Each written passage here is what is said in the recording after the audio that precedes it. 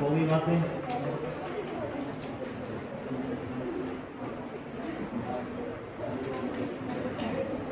Homework करके आए हो? ठीक।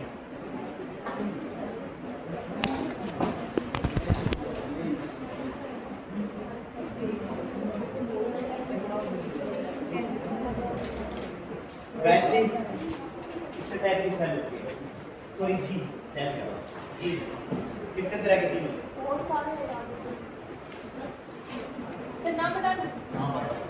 स्ट्रक्चर जी, रेगुलेटरी, हाउसकीपिंग, प्रोटो, डिफिजिकल, जंपिंग जी, ट्यूबर सप्रेसर जी। ओके, कोई किसी को नेवर एक्सपीरियंस लगी?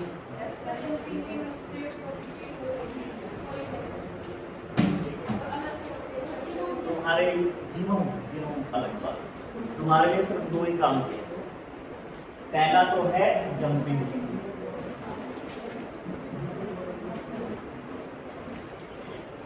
जंपिंग जी, और क्या बोलते हैं इसको? फ्लोटिंग जी भी बोलते हैं और ट्रांसपोर्ट जी भी बोलते हैं। ठीक है, होता क्या है? सबसे पहले किसने डिस्कवर किया था? कौन से साल में नोबेल प्राइज मिला था इनको? 1983। कोई बात नहीं। इनके इतने कमाल के काम के लिए 1983 में नोबेल प्राइज मिला था बारबरा मैककार्थी नाम से। ठीक है, और 1983 के नोबेल प्राइज में साथ ही साथ ये है क्या? सबसे पहले उन्होंने कहाँ पे डिस्कवर किया? जैसे अगर मैं सेल की खोज की बात करूँ, डिस्कवरी ऑफ सेल कहाँ हुई थी? डिस्कवरी ऑफ सेल कहाँ हुई थी? छाल में। वैसे इनकी कहाँ हुई थी? इट इज फाउंड इन दी मेज को मत की मेज बोलो या फिर क्या बोलो तो वहाँ पे डिस्कवरी की थी। एंड जंपिंग जीन है क्या? What is jumping gene? इन्होंने कहा था कि अगर किसी अब देखो क्रोमोसोम है, एक क्रोमोसोम उसमें क्या होगा? जीन। ये क्या करते हैं, अगर कोई जीन इस क्रोमोसोम में एग्जिस्ट करता है तो किसी दूसरे में भी क्या है? क्रोमोसोम में चला जाता है। इस तरह के जीन को क्या बोलते हैं? Floating gene, jumping gene, transport. ठीक है, समझ में आ गई बात? अब ये इतना ज्यादा वो क्यों है कि भाई इनकी बात क्यों हो गई? कि पहली बार देखा गया, अगर अपनी बॉडी के स्ट्रक्चर की बात करूं तो मुझे एक चीज का पहले से बहुत अच्छे से पता है कि हर एक चीज के लिए क्या है? मेरे पास यूनिक सेल। मेरी ब्रेन की सेल अलग है ना, और मेरे न्यूरॉन्स अलग हैं। ठीक है, मेरी आरबीसी अलग तरह की, डब्ल्यूबीसी अलग तरह की। ठीक है, और सबका अपना अपना क्या है? यूनिक है। ठीक है, एक जैसे है तो मैं उनको सिस्टर सेल बोल सकता हूँ, और किसी दूसरे से बनी तो क्या known as daughter cell. Daughter cell समझ गए? जैसे अगर मेरे पास बड़ी सेल है और उससे कोई डिवाइड होकर दूसरी बन गई, अगर सेम सेल है तो सिस्टर सेल बोलेंगे। अच्छा, तुम लोगों ने स्टेम सेल की बात सुनी? चलो स्टेम सेल हमारे पास जाइगोट है। अब डिफरेंट क्या बनेंगे? सेल बनेंगे। ठीक है, पहले क्या बनेंगे? टूटीपोटेंट सेल बनेंगे, इंड्यूस्ड प्लूरीपोटेंट सेल बनेंगे, फिर मल्टीपोटेंट सेल बनेंगे। एक चीज सुनिए, आज देखो क्या मेरे पास नॉर्मल क्या है? मेरे पास सेल है भाई,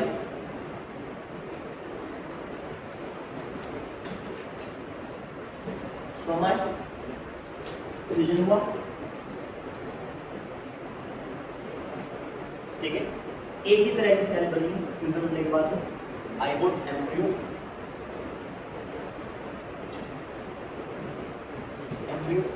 ठीक है, और एम्ब्रियो की क्या है? Three cells are known as, इसी सेल को मैं बोलता हूं, फ्लेक्स सेल का बोलता हूं स्टेम सेल। अब मुझे पता है मेरी सेल के अंदर डिवीजन होगा। मेरे के अंदर सेल के अंदर क्या होगा? मेरे एम्ब्रियो के अंदर क्या होगा? डिवीजन होगा। जाइगोट है, पहले नॉर्मल क्या है? पहले एक सेल ये है, एक सेल ये, सिर्फ एक सेल। फ्यूजन हुआ, फ्यूजन होने के बाद एक सेल बनी, फिर डिवीजन बना, 2 की 1 से 4, 4 से 8 बढ़ती रही। ठीक है, कुछ दिन के बाद आई विल पुट टोटीपोटेंट। मेरे पास कौन सी सेल आएंगी? टोटीपोटेंट। यानी अगर this is my day 0, my day, तो मुझे क्या होगा day 3 to 5 I got 2 people, ठीक है। और फिर क्या होगा अगर मैं इस टाइम से आगे बढ़ूंगा, then I got further move ahead, then मेरे पास क्या आएंगे, मेरे पास आएंगी इंड्यूस्ड प्लूरिपोटेंशियल। चलो प्लूरिपोटेंट लिखो, प्लूरिपोटेंट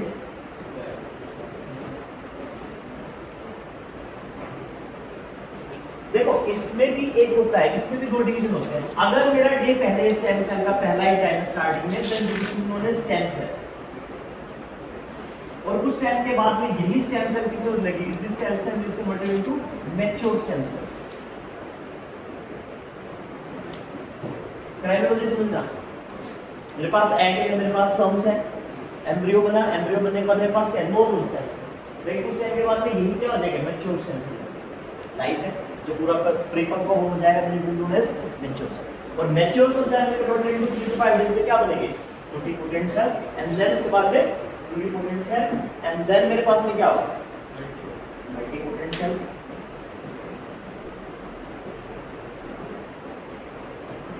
ठीक है।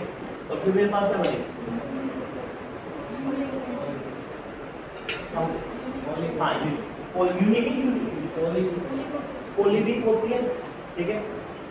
Then I got polypotent cell, and then last मेरे पास क्या बनेंगे,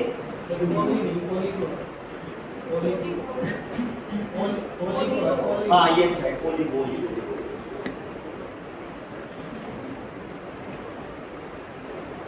देखो अब जिसको ये समझ में नहीं आ रहा है क्या लिखा है, उसके लिए एक सिंपल सी बात है, पहले मेरे पास सिंगल क्या है, उसको मेरे पास नहीं बात समझ लाई, उसको अभी समझ में आएगा।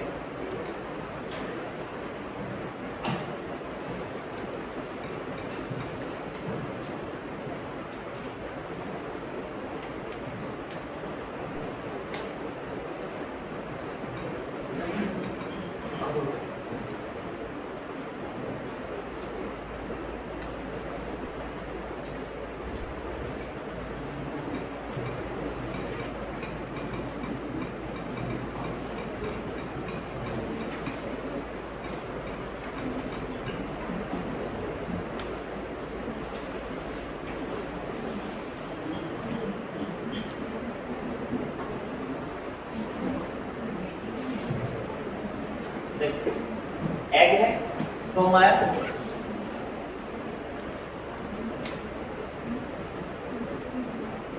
स्पर्म आया, फ्यूजन हो गया, एक सेल बन, दिखाई दे रहा आप लोगों को, मल्टीपल सेल्स में इसके अंदर सेल बन गई, ठीक है।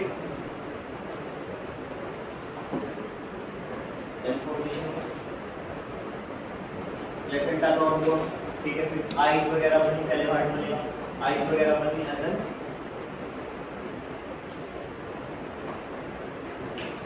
ठीक है। कहने की बात क्या है, अगर आज मैं अपनी स्किन को उतारूं, अगर मेरी स्किन यहां से लोगे, चाहे मेरी बैक से लो, चाहे मेरे पैरों की स्किन लो, तो सब में सेल कैसे बनेगी, सब में अगर चेक करूंगा सेल को, तो सेल कैसे होंगी, एक चीज, सबकी सेल कैसे होगी, एक चीज, ठीक है। वो बात अलग है कि भाई किसी जगह पे कोई कट लगा हुआ है तो या फिर कोई बैक्टीरिया है, इन्फेक्शन हो सकता है कुछ इन्फेक्शन हो, कुछ और पार्टिकल, ठीक है। क्या होगा कि मतलब कुछ ऐसे मतलब कि अगर मेरे पैरों में देखो तो ज़्यादा बैक्टीरिया मिलेंगे, फेस पे देखो तो कम बैक्टीरिया मिलेंगे, फिर टाइम से नहीं मिलेंगे तो कम मिलेंगे, ठीक है। जो नहीं होते हैं फिर क्या आपको फेस में ज़्यादा बैक्टीरिया मिल जाए। तो मैं जो बेसिक स्ट्रक्चर की वो बात क्या कर रहा हूँ, बेसिक स्ट्रक्चर से मिलेगा। अगर मेरी लीवर सेल को मैं कहीं से भी उठाता हूँ, मेरी लीवर सेल कहाँ मिलेगी, एक जैसे मिलेगी। हार्ट सेल को करता हूँ, कार्डियक सेल्स जो है मेरे पास उनको करता हूँ तो एक जैसे मिलेंगे, इंटेस्टाइन के एक जैसे मिलेंगे, ठीक है। सब ऑर्गन की एक जैसे मिलेंगे। लेकिन जब स्टार्टिंग हो रही थी, जब बिल्कुल स्टार्टिंग थी, तो सेल कैसी थी, एक सिर्फ उसी एग से अलग बना और फिर उससे अलग बनते बनते सब क्या हो गई है, सारी क्या हो गई है, सबकी सब क्या हो गई है। अब देखिए, यानी मेरे पास कुछ सेल ऐसी थी स्टार्टिंग में जिनसे मैं कुछ भी बना सकता, लेकिन आज अगर मैं चाहूं तो क्या मेरी स्किन सेल से मैं मेरी ब्रेन सेल बना सकता हूं, क्योंकि क्या हुआ है with respect to the time क्या हो गया ये क्लियरली डिफाइन। फॉर एग्जांपल इस बात को अगर साइकोलॉजी के रूप में समझोगे तो साइकोलॉजी क्या कहती है कि जब बच्चा पैदा होगा तो इज कंप्लीटली लाइक व्हाट खुली किताब, तुम्हारी मर्जी है तुम उसको कैसे सिखाओगे, क्या पढ़ाओगे, क्या नहीं करोगे। लेकिन तुमने क्या कर दिया, तुमने पैदा होते कहते कि हमारे वाला क्या बनेगा, पहले इंजीनियर बोलते थे आजकल आईएएस बोलते हैं। तो तुमने क्या कर दिया, उसके पास अपॉर्चुनिटी थी to become anything, to become anything, लेकिन तुमने क्या कर दिया उसको प्री डिफाइन कर दिया। वो आईएएस हो सकता है आईएएस बिना बनी रहा, फिर क्या है सिर्फ एक ही चीज के लिए क्या हो गया है। सेल्स का भी ऐसा है कि जब तक स्टार्टिंग अर्ली स्टेज में थी तो सेल क्या है कुछ भी बन सकती थी, वो हार्ट सेल भी बन सकती थी, वो ब्रेन सेल भी बन सकती थी, फिर कुछ बन सकती थी। लास्ट बार कह रहा हूं राखी और ये सुदेश फोन अंदर रख लो अपने, ठीक है।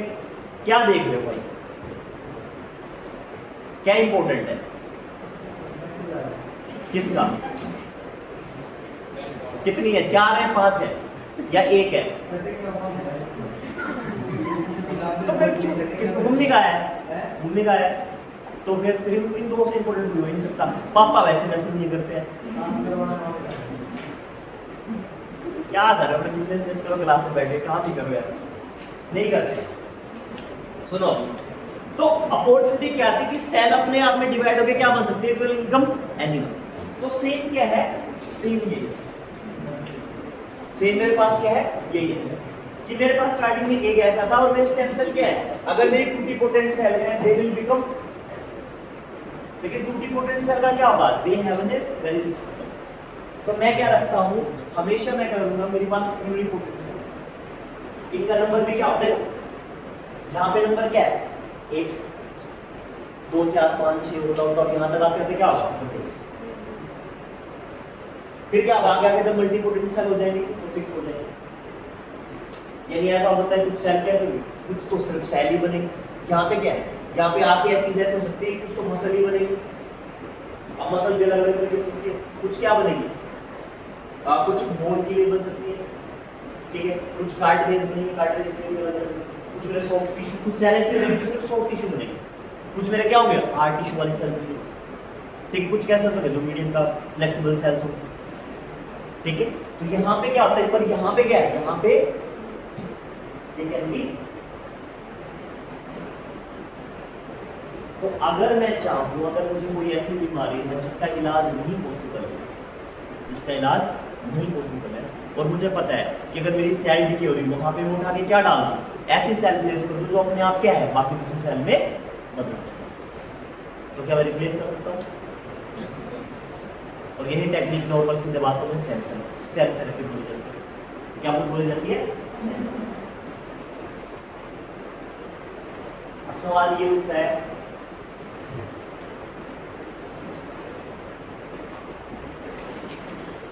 दिस इज आल्सो है, दिस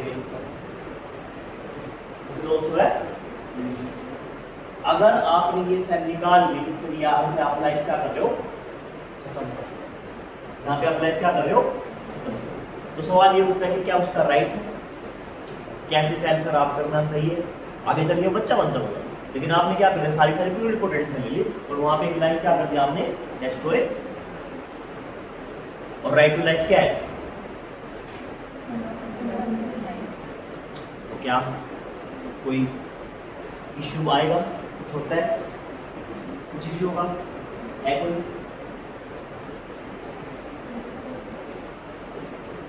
क्या होना चाहिए, क्या हमको हटा देना चाहिए, यूज करना चाहिए in the name of the science,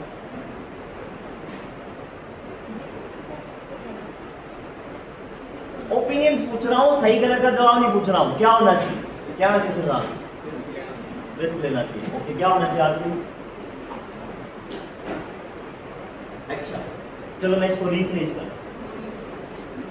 refresh करता हूँ, हमने वो पढ़ा है मेडिकल टर्मिनेटेड एमटीपी बिल पढ़ा है, वो एक्ट बन गया, एमपीटी एक्ट बन गया, तो जब हमने एमटीपी एक्ट पढ़ा तो उसमें क्या था, इसका क्या था, एमटीपी बिल या फिर एमटीपी एक्ट में क्या था, मेडिकल टर्मिनेटेड बिल भी आया, रीना, प्रियांशु, क्या था, मीनाक्षी, खुशी, बबली, अनामिका, शिवानी, निशान, रवि। क्या था एमटीपी? क्या था? कम प्राइस का। ये तो मेडिकल टर्मिनेशन प्रेगनेंसी। आप मेडिकली प्रेगनेंसी को क्या करोगे? टर्मिनेट करोगे, खत्म कर रहे हो। ठीक है।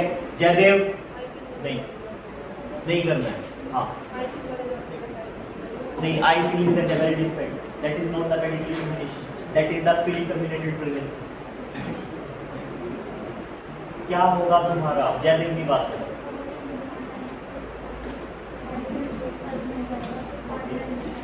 उन्होंने वर्ड चेंज कर दिया था, जाएगा नहीं, उन्होंने वर्ड रिप्लेस कर दिया है। वो तो चॉइस है। पहले क्या था? Compulsory for the only married women can go for the medical terminated pregnancy, क्योंकि वहाँ पे वर्ड था कि women with his her partner, वो हर हस्बैंड, वहाँ पे हस्बैंड। अभी यहाँ पे क्या बोल दिया? पार्टनर।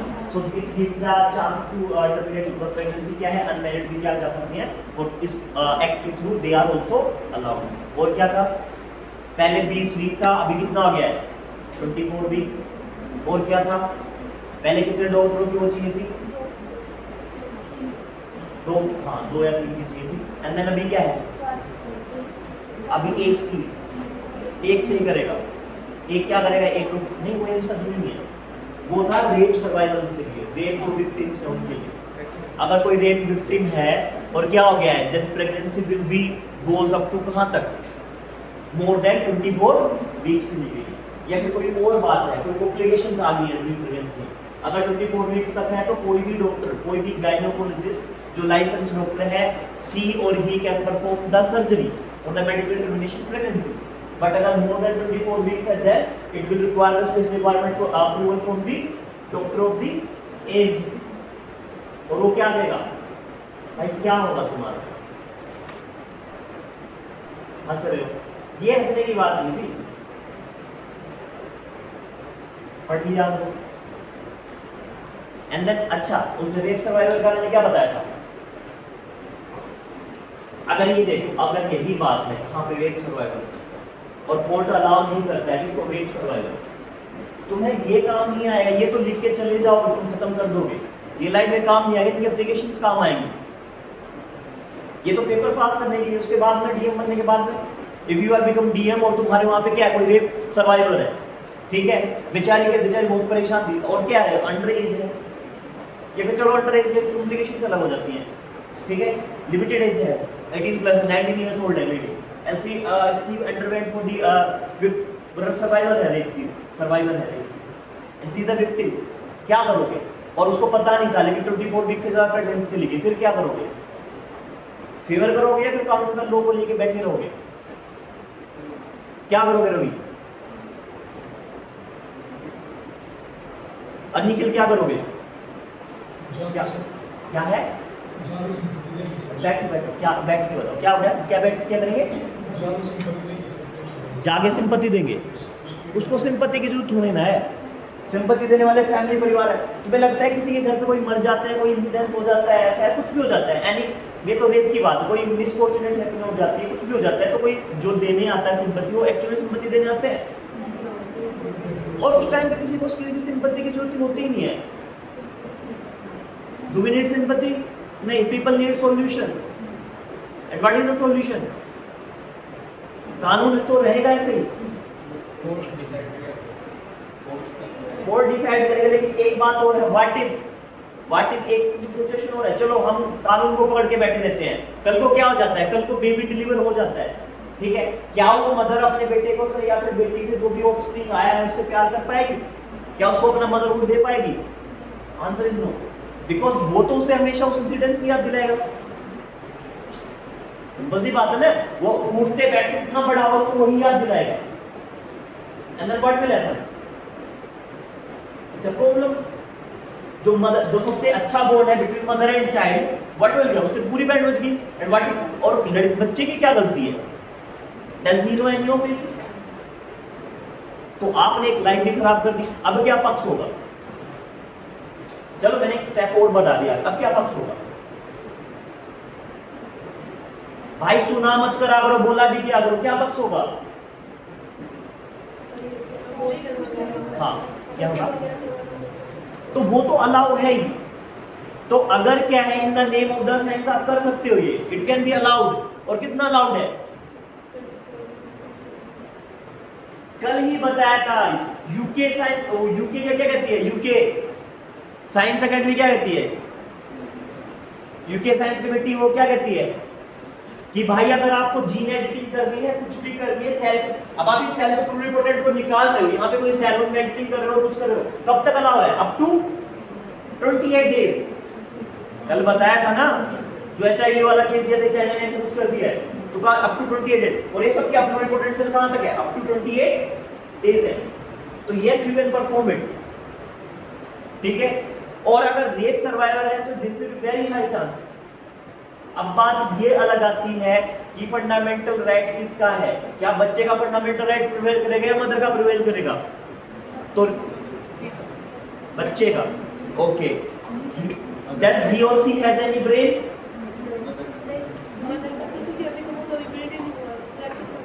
यार तुम लोग तो फेमिनिस्ट भी नहीं बन पाए। My body my right, have you heard about that? पता है ना, मेरा शरीर मेरा अधिकार। तो अगर मेरा तुम्हें कैसे करूं? और रिसेंटली अभी क्या है, हाई कोर्ट ने बोल दी ये बात भी, कल परसों की न्यूज उन्होंने बोल दिया है कि यस, मदर के राइट से ज्यादा किसका प्रिवेल करेगा, सॉरी बेबी से ज्यादा किसका प्रिवेल करेगा? मदर का। और अगर ऐसी सिचुएशन है रेप सर्वाइवर्स की, तो of course it will be the 100%, because mother traumatise होगी, ठीक है। और स्पेशल केसेस में दे रखा है, अगर कॉम्प्लिकेशंस हैं और रेप सर्वाइवर है, अगर रेप विक्टिम कोई है, तो yes it can be on up to 24 weeks. और परफॉर्म क्यों करेगा? Under the guidance of the suggestion for the 4 doctor from AIIMS, ठीक है।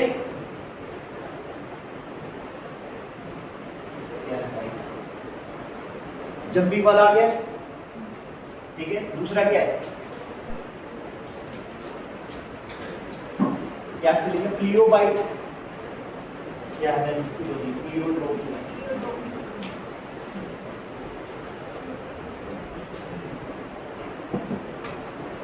प्लियोट्रोपी दो ही काम किया आपके, क्या है? यस, किसके हिसाब से? तो आपको सपोर्ट करना चाहिए, आपकी जिम्मेवारी है, because you are the part, you are the state there, तो आपको सपोर्ट लेना चाहिए, ठीक है। जो रूल है उसकी सजेशन जानना चाहिए। पहली बात तो है, you are a male, she is a female victim, आप कभी डायरेक्टली बात कर सकते हो उससे, ये बात हमेशा ध्यान रखना है। आपको सिंपैथी दे रही तो यू कांट गो देयर, ठीक है। तो आपको वहां पे अगर कोई सीएमओ फीमेल है, चीफ मेडिकल ऑफिसर, या फिर जो हाईएस्ट रैंक के मेडिकल ऑफिसर, उससे बात करनी पड़ेगी। And she go there and she consult with the doctor, और आप so with the victim, not the doctor. या फिर आप क्या करोगे, जितने भी आपके काउंसलिंग वाले लोग हैं, जितने भी साइकेट्री के लोग हैं, उनको भेजोगे for the counselling of that lady. और बाकी आप ये इंश्योर करोगे कि लॉ प्रिवेल करे, लॉ ये प्रिवेल ना करे कि उसकी मेडिकल टर्मिनेशन प्रेगनेंसी टर्मिनेट डाउ, लॉ ये इंश्योर करे कि ऐसा केस दोबारा ना हो। आपका नियम ये नहीं है कि आप उसकी प्रेगनेंसी नहीं होने दोगे क्योंकि एमटीपी बिल चल रहा है। There is only one thing you should always in your mind, that is compassion towards other. आपका कंपैशन होना चाहिए। तो आपका जो लॉ होगा, जो लॉ प्रिवेल करेगा, वो लॉ ये प्रिवेल करेगा कि such heinous crimes will not happen again in the future, कि ऐसे जो क्राइम होंगे वो फ्यूचर में नहीं हो, heinous crime, atrocity against human. So इसके लिए आप you can direct to the SP of that district से बात करोगे, मेक श्योर कोई भी। और अगर एक और बात बताई थी, चलो अब ये बात पूछ रही हूँ, एक बात और बताई थी मैंने, मान लो वो लड़का ही वहां के एमएलए का हुआ, फिर क्या करोगे? और मैंने आप लोगों को एक सवाल दिया था बहुत टाइम पहले, सोचा आज जवाब ही दे दो उसका। क्या था सवाल? प्रेशर में कैसे काम करेंगे?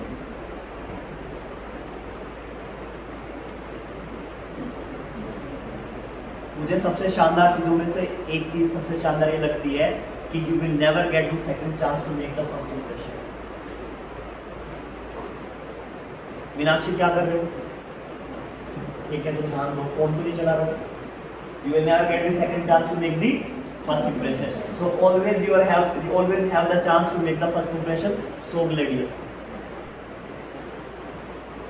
आपको अपना फर्स्ट इंप्रेशन बनाने के लिए दूसरा चांस नहीं मिलेगा। देखो, तुम कुछ भी करते हो, अगर तुम भगवान की तुम पे कृपा है और तुम्हारी पढ़ाई लिखाई सही काम कर गई और तुम बन जाते हो, तो मेरा पर्सनल सजेशन ये है कि अपना एक इंप्रेशन ऐसा बना के रखना कि जहां पे तुम कॉम्प्रोमाइज नहीं करो। तुम ये कह रहे हो कि मैं करप्शन करूंगा, ठीक है, मत करो, कोई एक इंप्रेशन ऐसा बना के रखना कि यहां मैं कॉम्प्रोमाइज नहीं करूं। इट कैन बी एनीथिंग, और ठीक है, इट कैन बी एनीथिंग, और वो बन गया ना। मान लो तुम्हारा इंप्रेशन ये है कि मैं अगर घूमने के खिलाफ एट्रोसिटी मुझे दिख गई ना, मैं बख्शूंगा नहीं, चाहे कोई भी आ जाए, कोई भी लाइफ का सेक्टर हो। और एक बात बताता हूं, आ जाओ, टाइम से आ जाओ, एक बात बताता हूं, कोई भी इंसान तब तक बड़ा नहीं बनता है जब तक उसके अंदर जुनून नहीं होता है। सिर्फ ये सोच लेना कि मेरे लाइफ को अच्छा लगेगा मैं स्टेज बन जाऊंगा, नहीं। तुम किसी भी आईएएस बने हुए इंसान से तुम्हें मौका मिले ना, यंग जो बने 1-2 साल में, से पूछना कि तुम्हें क्या करना था बनके, और जिनके पास क्या करना था बनके ये क्लियर है, वो लोग आसानी से बने। और जो सिर्फ ये सोच रहे हैं कि हमें कुछ अच्छा करना है, हमारी लाइफ अच्छी हो जाएगी, मैं लिख के दे रहा हूँ 99.99% लोगों बनते ही, और 0.01% वो बता नहीं रहे, लेकिन उनको क्या है, उनको पता है क्या करते हैं। तो अगर तुम्हारे पास वो है रीजन, तो उसमें कॉम्प्रोमाइज मत करो, चाहे कोई आ जाए, चाहे प्राइम मिनिस्टर आ जाए लिख के कि ये करो, नहीं करना, क्या कर लोगे? ट्रांसफर करोगे, कर दो। अब मान लो तुम्हारा ये था, इस केस में, जिस केस की हम बात कर रहे हो, वो लड़का एमएलए का बेटा नहीं या फिर एमपी का बेटा आएगा तुम्हारे पास, आओ सर बैठो, बैठा कि सर अपना तो ये है, मैं एक्शन ले रहा हूँ। अब मिडिल पाथ क्या कहते हैं? मिडिल पाथ ये कहते हैं कि भाई आपको बिल्डिंग मिल रहा है, सर सिंपल सी बात है, आपको नहीं करना है, पता है मैं एक्शन लूंगा, आपसे जो होता है वो करवाएं। क्या करवाओगे? 24 घंटे से पहले ट्रांसफर करा दो, मैं चला जाऊंगा, लेकिन मैं जब काम करूंगा तो आपके बेटे को नहीं छोड़ूंगा, ये मेरा है तो है। तुम्हारा ट्रांसफर लेटर आ जाएगा तब अंदर कमा लेगा। अगर तुम्हें नहीं करना है, अगर तुम्हें नहीं पंगे लेने हैं, साफ साफ कह दो सर ये बात है, दिस इज द थिंग। क्या कावर्डिनेस है? हो सकता है लोगों को कावर्डिनेस हो, ये अरे आप इतने बड़े वो और आप कावर्ड की जैसे बात कर रहा हूँ, नहीं, आई गिव द अल्टीमेटम ना, इतना टाइम है, आपसे जो होता है आप कर लो, उसके बाद मुझे करना है। अब मैं इतना बड़ा तो हूँ स्टेट से वजह, क्योंकि चीफ सेक्रेटरी जो बैठा है स्टेट में, उसके सामने तो क्या है, वो तो बहुत सारा खिला रहा है। हर एक स्टेट, यूपी जैसा स्टेट है तो 500-600 IAS को घुमा रहा है कि हर तरह, सॉरी 1000 से ज़्यादा लोगों को, सीधे प्रॉपर आई जिसकी बात करता हूँ, वो जो ऊपर जाके डेपुटेशन पे हैं वो सब तो लग रहे हैं उनको खिला रहे हैं कि हाँ करो। सेक्रेटरी तो आगे तो फेंक सकता है चीफ सेक्रेटरी। तो रखो कोई एम ऐसा कि मैं इस चीज पे कॉम्प्रोमाइज नहीं करूंगा। और कुछ सबको पता है एक डिपार्टमेंट ऐसा है जो करप्शन के लिए फेमस है, ठीक है, मैं नाम ले लूंगा, यू गेट दैट आइडिया। लेकिन वहां पे भी लोग ऐसे तो नहीं करते करप्शन पूरी लाइफ लेके आते कि हमें नहीं करना है तो मत करो, हम नहीं कर रहे, लेकिन मैं तुम्हें भी नहीं करूंगा क्योंकि सिस्टम ही ऐसा है, ऐसे भी लोग हैं। So it's depend on the will power of that person. खोजो अगर तुम्हें खोजना है, और अगर नहीं खोज पाए तो समस्या बहुत हो जाएगी कि ना तुम पढ़ रहे हो, ना तुम सोच रहे हो, ठीक है, ना तुम खोज रहे हो, लाइफ तो बर्बाद होनी है। ये क्या करती है सेल्स? ये सेल्स क्या करती है? ये किसी स्पेसिफिक काम के लिए करेंगे, स्पेसिफिक टारगेट होगा उसी क्रोमोसोम में, ये ऐसे जंपिंग वाली नहीं, ठीक है। और स्पेसिफिक के अलावा ये मल्टीपल भी कर सकती है, स्पेसिफिक के अलावा क्या कर सकती है? मल्टीपल भी कर सकती है। जस्ट होल्ड ऑन गाइस, मैं पेन दूसरा होमवर्क ग्रेविटास में वीडियो देखिए, देखा है? ओके, क्या लगा वीडियो देख के? कितने लोग नहीं देखे हैं? क्यों? मैं नहीं देखे। क्या देखते थे? क्या हो? रिचार्ज आके देखा सुबह? चलो मेरा भी होने वाला है, क्यों देखा? शिवानी क्या बोला, क्या होगा? तुम लोग वहाँ पे तुम लोग वाईफाई का नहीं मिले?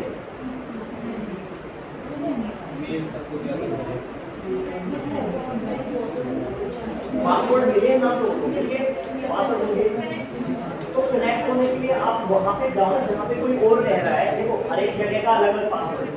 यहाँ अगर एडमिन में आओगे तो पहले आपको अपना खुद का पर्सनल पासवर्ड तो डालना पड़ेगा, ठीक है, जो कनेक्ट करना है, गायब बात नहीं करना है, ठीक है, और हमेशा फोन नीचे रखो, नहीं करनी। And then what will happen, वहाँ पे जाओ तो हर एक लोग का अलग अलग है, जो स्टार्टिंग में एंटर करते हैं ना अलग अलग। यहाँ का जैसे @1 2 3 4 5 जो आपने स्टार्टिंग में रखा वो हमेशा कनेक्टेड रहता है। फिर आपको साइन इन करना होता है, साइन इन वाला आपका हर जगह अलग रहेगा, लेकिन हर एक बिल्डिंग के साथ में क्या है, लॉगिन वाला जो पासवर्ड है वो भी अलग है, साइन इन वाला सेम रहेगा। तो आप वहाँ जाओ उनसे पूछो।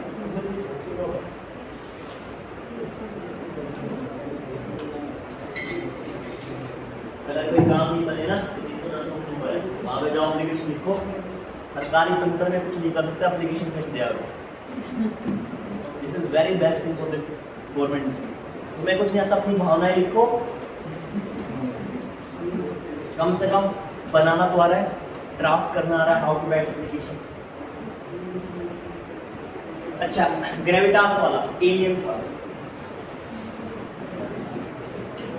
क्या था? हाँ, किसने देखा और किसने नहीं देखा है? किसी बात बढ़िया बहाना है कि सर मैंने इसलिए नहीं देखा, पता नहीं, अब तुम छोड़ो, मत आएगा तुम तो क्लास में। सपना क्यों नहीं पढ़ा? करके है, पढ़ गया? संगीता क्या है बताओ?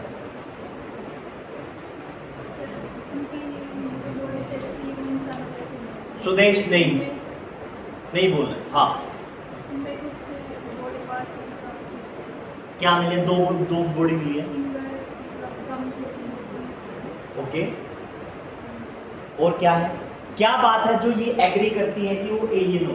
पहले तो क्या मिली? दो बॉडी मिली, हाइट में कम है, तो कम हाइट के लोग मतलब एलियन, नॉर्मल हाइट से कम है एलियन। 3 उंगलियां हैं, ओके, और सील सामान्य से अलग है, स्केलेटन भी अलग है। अच्छा, मैंने आपको बीमारियां पढ़ाई थी, उन्होंने जो जस्टिफिकेशन दिया, पहला जो जस्टिफिकेशन अब तक आप लोगों ने दिया, क्या ऐसा भी हो सकता है किसी की उंगलियां काट दी गई हो, म्यूटेशन हो गया बॉडी में, या फिर दूसरा कोई बहुत ज्यादा क्या हो, ऐसे बच्चे जो अफ्रीका में मिलते हैं उनकी बॉडी बहुत टाइम पहले मूमिफाई कर रखी हो, और ऐसा होता ही हुआ था, स्लेव्स गलती करने पे उंगली काट लेते थे। आई फॉर एन आई का रूल चलता है, स्टेट तो भी आया 1200 ईस्वी के बाद में, जब यूके में आया था। उससे पहले क्या था? आई फॉर एन आई वाला रूल चलता था। हो सकता है मूमिफाइड बॉडी है, साइज बड़ा हो सकता है, कोर्सिकोल डिजीज बताई थी मैंने, जब प्रोटीन की कमी हो जाती है पेट में क्या है, बढ़ जाता है, वो भी हो सकता है। और क्या पढ़ा है? और उन्होंने जस्टिफाई करने के लिए एक बात बोली है, वो क्या बोली है कि इसमें जो हमें डीएनए मिला है उसका कितना हिस्सा 80% का हिस्सा क्या है? यानी आपका और मेरा डीएनए कौन सा वाला पार्ट? कोडिंग वाला part, coding part of DNA क्या है? और लगभग कितना होता है? लगभग क्या होता है? मोर देन 98% होता है। और नॉन कोडिंग हिस्सा क्या है? तो अगर 80% हिस्सा अननोन है, then what will happen? तो वो क्या है? अब इस बात को अनजस्टिफाई में कैसे करूंगा? भाई बॉडी इतनी पुरानी है, हो सकता है डीएनए डिस्ट्रॉय हो गया हो, ऐसा तो है नहीं कि डीएनए हमेशा चलेगा। एक्सट्रीम टेम्परेचर में जाओगे, बताया ना कि अगर डीएनए में क्या है, डीएनए में क्या है, डिसऑर्डर्स आएंगे, क्रोमोसोम में डिसऑर्डर्स आएंगे, किसकी वजह से आ सकते हैं, जेनेटिक की वजह से आ सकते हैं, दूसरा एनवायरनमेंट की वजह से आ सकते हैं, कभी तो बढ़ाते एनवायरनमेंट की वजह से आ सकते हैं, ठीक है, डाइट वगैरह सब, एक्सपोजर रेडियोएक्टिव का बताया मैंने, डीएनए पे आके डीएनए डिस्ट्रॉय हो गया, डीएनए क्या हो गया, रेप्लिकेट हो, नॉट रेप्लिकेट हो, डीएनए डिस्ट्रॉय हो गया, अल्टर हो गया, उस वजह से हमें क्या लग रहा है, अननोन लग रहा है। तीसरा जस्टिफिकेशन क्या दिया उन्होंने, तीसरा जस्टिफिकेशन क्या है उनका, तीसरा जस्टिफिकेशन है कि उन्होंने जो क्या है, there is a one person जो कहां पढ़ता है, यूएस में, पता नहीं मेरी एयरफोर्स में काम कर रहा था पर्सन, एक पर्सन है जो यूएस एयरफोर्स में काम कर रहा है, और उसी पर्सन ने क्या किया है, ये कंफर्म किया है, वो कहां से था, मैक्सिको से, पहले यूएस एयरफोर्स में करता था। यानी अगर मोदी जी आके कुछ बोलेंगे तो उस बात के पीछे क्या होगी, कुछ ना कुछ सच्चाई है। वो मोदी जी की बात की सच्चाई नहीं है, वो किसकी सच्चाई है, जिस पोस्ट पे वो बैठे हैं उसकी गरिमा की बात है। लेकिन ऐसा होता ही नहीं, क्या हो रहा है ऐसा, ठीक, कह रहे कि ये मत करो वो मत करो, जब खुद की बारी आती है तो छोड़ कर रहे हैं लोग, सबका ही ऐसा है। मेरा टशन खत्म नहीं होना चाहिए, दूसरों चाहिए बर्बाद हो जाए। एनीवे चलो, और हुआ क्या था,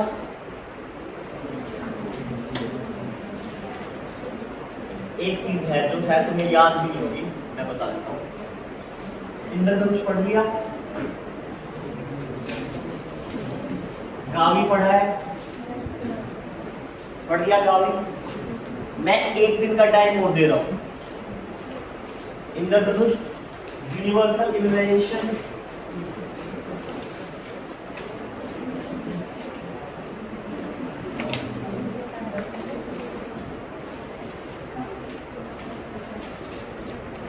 पढ़ के आओ, ठीक है, उठ के आ जाओ, आगे सारे आगे आओ, चलो खड़े आगे आओ, आगे आओ, पीछे नहीं बैठे।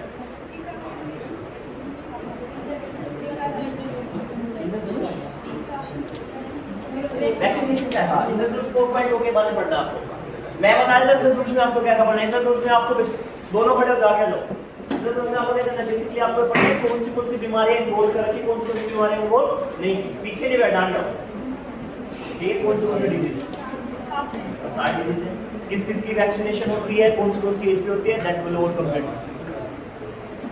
ठीक है, बात की चलो। अच्छा, किसी का कोई और डाउट है,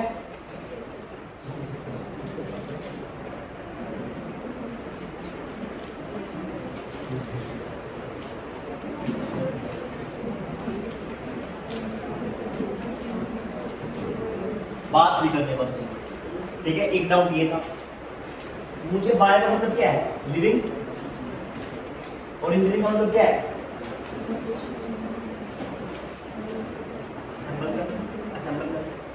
इधर लिविंग एंटिटी से सेल के अकॉर्डिंग जो भी है, जो भी पार्ट है, दैट इज माय बायो। चाहे मुझे जीन एडिटिंग करना है, जेनेटिक मॉडिफिकेशन करना है, वो सब मेरा किसका पार्ट है, बायो।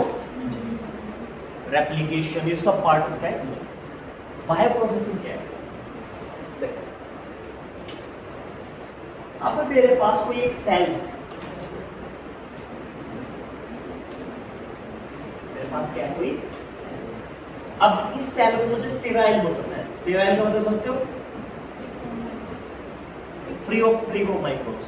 स्टेराइल आप देखते हो, आप अगर इंजेक्शन की सीरीज वगैरह देखते हो तो वहां पे लिखता है स्टेराइज, वो है क्या है, इंजेक्शन, और इंजेक्शन नीडल वगैरह, इंजेक्शन और नीडल स्टेराइल, उसका मतलब क्या है, free from microbe, free from germs, ठीक है, स्टेराइल का मतलब। तो अगर मुझे कोई सेल स्टेराइल करनी है, ठीक है, सेल स्टेराइल होगी, इसके अलावा जो भी जीन है इनमें को, इसके अलावा क्या है, इसमें जो भी जीन है, उन जीन को स्टेराइल करने के साथ साथ मुझे कहीं और इंट्रोड्यूस करना है किसी दूसरी सेल में, या इस सेल की वेल-बीइंग है उसको मैं कैसे हैम्पर करूंगा, भले ही मैं क्या कर सकता हूं, किसी वैक्सीन के थ्रू कर सकता हूं, या फिर मैं किसी एंजाइम को कर सकता हूं, और ये सारे पार्ट इन सबको बनाने की कला कहां आएगी, बायो। मेरी वैक्सीन बनानी, सेल के डिस्ट्रीब्यूशन में, या फिर मेरा क्या है एंजाइम्स इंट्रोड्यूस कराना है किसी सेल में, या फिर मेरी सेल को स्टेराइल करना, किसके लिए, फ्री फ्रॉम जर्म्स, या फिर सेल की जीन्स में कोई नया क्या है, कोई नई चीज इंट्रोड्यूस करना, इन सब की process it is categorised under bio process. ठीक है, क्लियर है?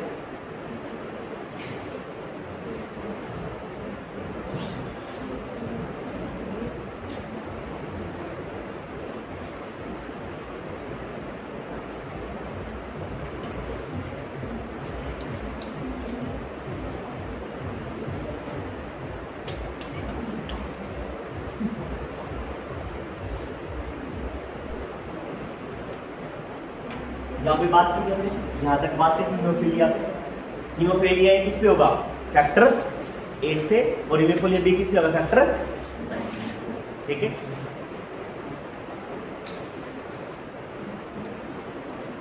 ये शायद हमने पढ़ लिया था। एक मिनट में ये भी भेज दूंगा, पहले देख लेता हूँ।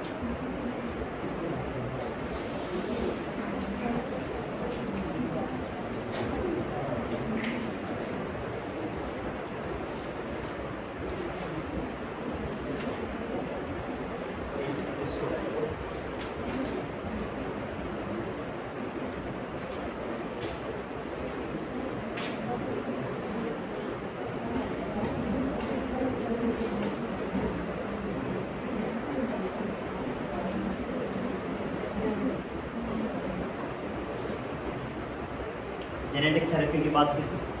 ठीक है, जेनेटिक थेरेपी में मेरे पास पहले क्या जीन है। ठीक, अब मुझे पता है कि अगर मेरे जीन में कोई फॉल्ट है और वो जीन का फॉल्ट मैं क्या करना है, रिमूव करना है। ठीक है, तो अलग अलग है।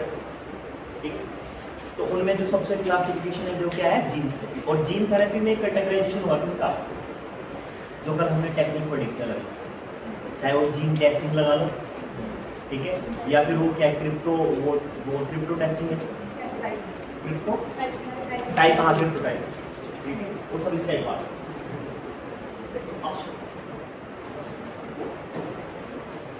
अब सवाल ये उठता है कि भाई अगर मुझे जीन थेरेपी करनी है तो मैं कौन सी वाली सेल को पकड़ूंगा। तो अगर मेरे पास जीन सेल की बात करें तो मेरे पास दो तरह की सेल, एक तो है मेरे पास somatic cell, somatic gene cell, और दूसरा है मेरे पास जर्मली। जर्मली कहाँ, जर्मली जीन होता क्या, देखो अब दो में फर्क है। जो मेरी बॉडी में नॉर्मल है, आज मेरे पास जो अडल्ट सेल है, ठीक है, टाइम से आएगा, ठीक है, ऐसे मत करो क्योंकि मैं फिर बाहर निकालना स्टार्ट करूंगा, तुम लोग भी दो। जनरली ये क्या कहती है, सोमेटिक जीन्स क्या कहते हैं मुझे, अगर मेरे पास बॉडी में कोई भी अडल्ट सेल, यानी आज के टाइम पे जितनी मेरे पास क्या है, मेरे पास कोई भी मान लो लिवर सेल होगी, मेरे पास आरबीसी हो गई है, मेरे पास स्किन सेल हो गई है, ये सब किसका किसका किसका एग्जांपल्स है, सोमेटिक। यानी सबका अपना अपना क्या है, यूनिक पर्पस, क्या है ये, सोमेटिक। दूसरा मेरे पास क्या है, जर्मलाइन जीन सेल्स, ये है मेरी वो वाली जो मेरा क्या है, एग सेल और मेरे स्पर्म सेल, इनको मैं बोलता हूँ जर्मलाइन। यानी होता क्या है, होता ये है कि ये वाली सेल किसे बोलते, ये वाली लेटर ऑन स्टेज में अलग अलग सेल्स में डिवाइड हो जाएगी। ठीक है, ये मेरे आगे तक सेल बनेगी, फिर मेरी क्या बनेगी, टोटिपोटेंट सेल बनेगी, फिर मेरी क्या बनेगी, प्लूरिपोटेंट सेल बनेगी, फिर मेरी मल्टीपोटेंट बनेगी, ओलिपोटेंट बनेगी, तो क्या बनेगी, यूनिपोटेंट सेल। ठीक है, अब एक बात, अगर मेरी जर्मलाइन जीन्स में कोई डिफेक्ट आ रहा है, यानी कोई भी मेरे को क्या है, जेनेटिक डिजीज हुई है, और अब किसकी वजह से, एग्जांपल में बता सकते हैं मुझे, कौन सा एग्जांपल बता सकते हैं, सिकल सेल, यानी कौन सा, देखो मेरे पास एक क्या है, सिकल सेल एनीमिया, इसका एग्जांपल होगा। यानी अगर कोई बीमारी मेरी सोमेटिक जीन सेल्स में हो रही है तो वो कब होगी, ये पिछले बार में नहीं था, पिछली बार में नहीं था, पिछली बार भी इसका था नहीं इतना, तो इम्पोर्टेंट नहीं, मुझसे पूछ लिया करो लेकिन क्या पिछली बार पढ़ा।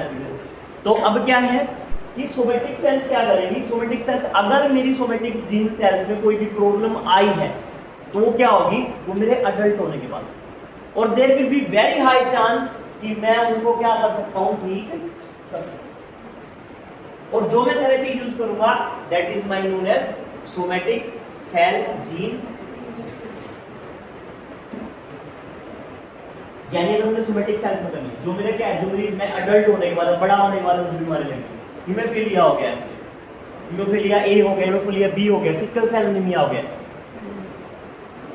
या फिर मेरे बोन मैरो में कोई प्रॉब्लम्स आ गई है, तो सब क्या होगी, वो मेरी सोमेटिक सेल। और there will be very high chance कि मैं जीन थेरेपी करके उनको क्या कर सकता हूं, ठीक कर सकता हूं। जीन थेरेपी करके मैं क्या, जीन थेरेपी कैसे काम करेगी उसके बारे में बात करें, पहले देखो। सो जर्मलाइन क्या है, जर्मलाइन जीन सेल क्या कहती है, वो ये कहती है कि भाई अब देखो क्या ये हेरेडिटरी होगी, सोमेटिक जो सेल्स के डिजीज जो बनेगी वो क्या हेरेडिटरी होगी, यस हो सकती है, यस हो सकती है, लेकिन वो इन्वायरमेंट से भी, ये जरूरी नहीं है कि हमेशा क्या होगी, जेनेटिक होगी, ऐसा हो सकता है कि एनवायरमेंट की वजह से, लेकिन अगर मैं सोमेटिक जर्मलाइन की बात करूंगा then they will be concern क्या होगी, हेरिडिटी, इनहेरिटेंस, ये पेरेंट्स को भी डायरेक्ट बच्चों को, इन्वायरमेंट से नहीं होगी, क्योंकि ये कब हो रही है, there will be some problem in the mitochondria, क्या है माइटोकॉन्ड्रिया में कोई प्रॉब्लम है इस वजह से होगी, या फिर कोई और दिक्कत है।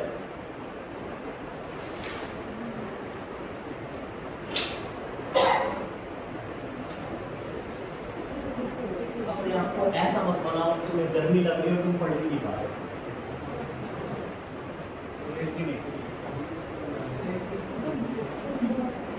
भाई जब तुम यूपीएससी का पेपर देने जाओगे तो दबा के गर्मी लगती है, आधी जनता बाहर देखेगी, वो इंफ्रा वाले जाएंगे तब,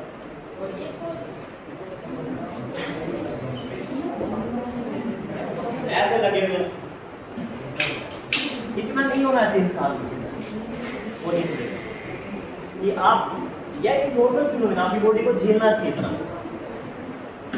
अब देखिए जर्मलाइन सेल क्या कहते हैं कि अगर ये क्या होगी, ये मेरे स्टार्टिंग होगी, अगर मेरे को माइटोकॉन्ड्रिया डीएनए में कोई माइटोकॉन्ड्रियल कोई डिजीज है, डिफेक्ट आ गया, तो दीज आर द जर्मलाइन।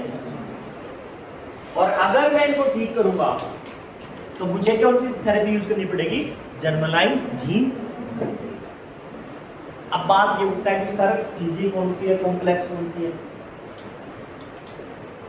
कौन सी इजी, जर्मलाइन इजी हो गया, सोमेटिक होगी, सोमेटिक इजी होगी परफॉर्म करके, सोमेटिक क्या होगी, इजी होगी परफॉर्म करके। अब मुझे क्या करना पड़ेगा, मुझे स्टार्टिंग में पहले देखो, अब फ्यूजन हुआ है, फ्यूजन हुआ है, और फ्यूजन होने के बाद मान लो एम्ब्रियो बन गया, तो मुझे बॉडी से सब करके इंजेक्ट करके बॉडी में निडल डालूंगा बूम के अंदर, बूम को पंचर करूंगा, सब करके क्या करूंगा, एग को बाहर निकालूंगा, और फिर एग पे क्या करूंगा, जो भी डिफेक्टिव पार्ट होगा उसको निकालूंगा, एंड देन दोबारा से उसको मैं क्या है, जो करेक्ट जीन है वो उसको इंट्रोड्यूस करूंगा, और करेक्ट जीन को इंट्रोड्यूस करने के बाद में क्या होगा,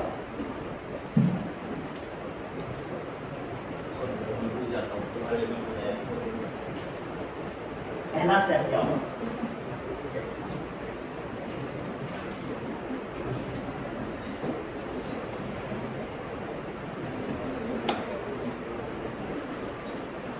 पहला स्टेप क्या बनेगा, जीन थेरेपी, डिटेक्ट दी इफेक्टिव,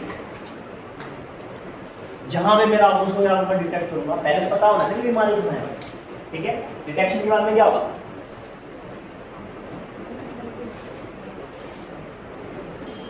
फिर मैं रिमूव करूंगा डिफेक्टिव जीन को,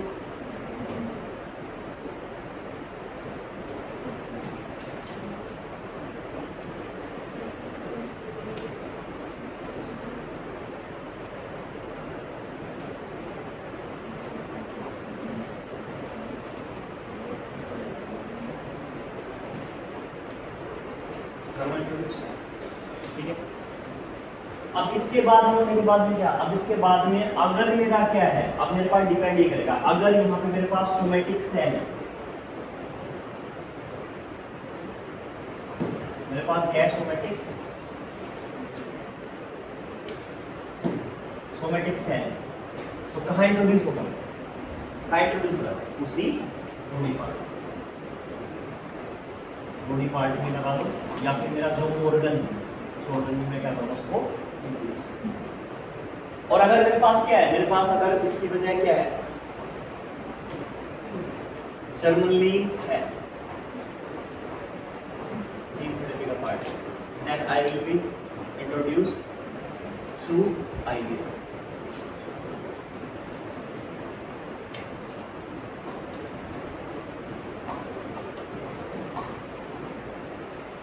ठीक है, समझ के बाद जर्मन लाइन में होगा तो ये होगा, वहां पे होगा तो बॉडी पार्ट। अब सवाल ये उठता है कि सर क्या सब कुछ, अब देखो इसमें ये डिटेक्शन की और इनकी अपनी अपनी टेक्निक है, किस डिटेक्शन में दिखे और किस में रिमूव कर रहा हूँ। जैसे एक मेरे पास क्या बहुत फेमस है CRISPR-Cas9, ये मेरे पास क्या है, टेक्निक है रिमूव करने के लिए, रिड्यूस करने के, उसके बारे में हम बात करें। तो इनके लिए क्या है, ये तो क्या है, मेरे पास प्रोसेस है, और इन प्रोसेस को परफॉर्म करने के लिए मेरे पास अलग अलग टेक्निक है। ठीक है, उनके बारे में हम बात करेंगे। तो इस समझ में आ गया, ऐसे वो सोमेटिक सेल नहीं होगा, ये इतना समझ में आया।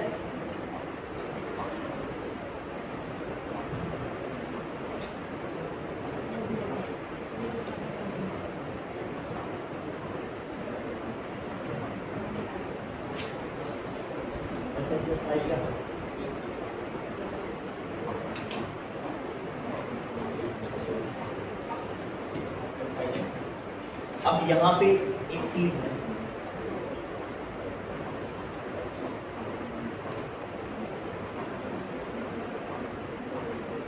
इसका क्या होता है, देखो मैं क्या कर सकता हूँ, मैं अगर बॉडी में मान लो मैं यहाँ पे सोमेटिक एग्जाम,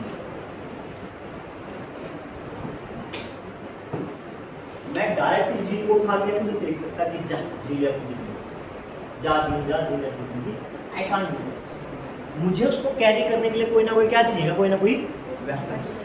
जैसे मुझे एक मलेरिया नाम की बीमारी होती है, और किसी में आपको अगर मलेरिया हो रही है तो मलेरिया किसकी वजह से होती है, प्लाज्मोडियम। 5 तरह के प्लाज्मोडियम, फेमस वाले कौन से, जो सबसे खतरनाक है, प्लाज्मोडियम फाल्सिफरम, दूसरा कौन सा, प्लाज्मोडियम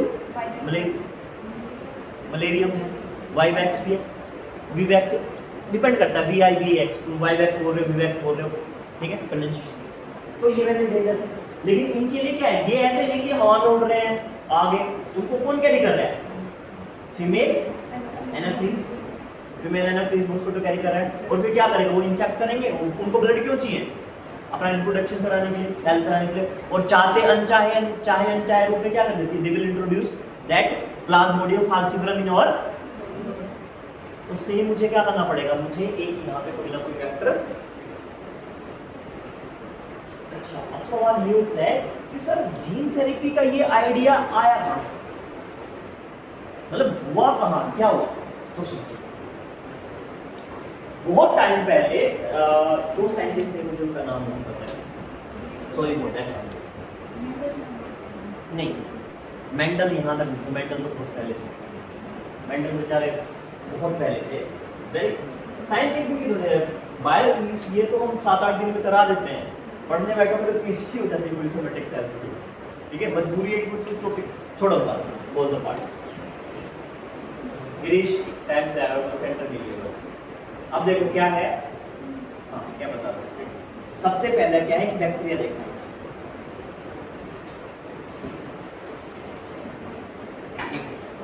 अंडरस्टैंडिंग हुई, और अंडरस्टैंडिंग में बैक्टीरिया को देखा गया। और बैक्टीरिया क्या कर रहा था, वायरस का काम क्या होता है, वायरस के बारे में पढ़ाया मैंने आप लोगों को। वायरस क्या है, corner store between living and, झुकाव किसकी तरफ ज्यादा है,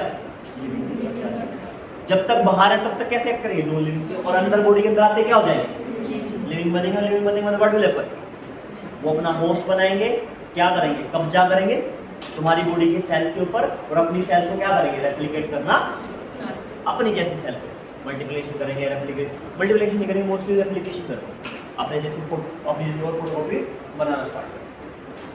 क्लियर हुआ क्या, अब बैक्टीरिया को फर्क नहीं पड़ता कि वो इंसानी सेल है, किसकी सेल है, क्या नहीं, कुछ नहीं। वो क्या करते हैं, सॉरी वायरस को फर्क नहीं पड़ता, वायरस को नहीं पड़ता कि वो बैक्टीरिया की सेल है, अमीबा की सेल है, उसकी प्लांट की सेल है, एनिमल की सेल है, ठीक है, मैन की सेल है, वुमेन की सेल है, उसको अगर एंट्री कर गया तो क्या वो अपने होस्ट बना के क्या करेगा रेप्लिकेशन। तो बहुत सारे बैक्टीरिया भी क्या है, बहुत सारे वायरस,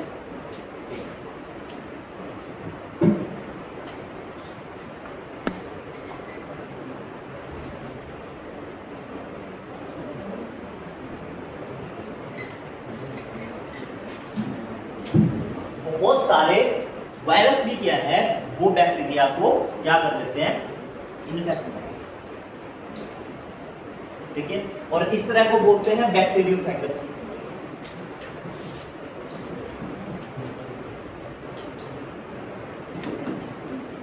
ठीक है, इन्होंने क्या किया, इन्होंने एक चीज इंट्रोड्यूस की, किसने, उन्होंने क्या कर दिया, उन्होंने एक बार लगा दिया इनके ऊपर, वायरस के ऊपर, कि वायरस बैक्टीरिया के अंदर उसके इंफ्यूज,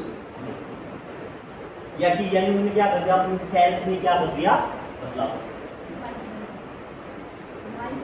सेल्स में क्या कर दिया, बदलाव कर, इसी को चार्ट, ठीक है, सेल्स में क्या कर दिया, बदलाव कर दिया।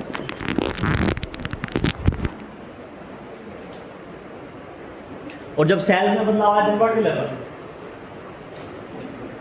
अब बैक्टीरिया क्या नहीं कर पा रहे हैं, सॉरी वायरस क्या नहीं कर पा रहे हैं, बैक्टीरिया को इन्फेक्ट, इसको क्या करना, उसको पूरा पूरा स्ट्रक्चर बदलना है सेल में।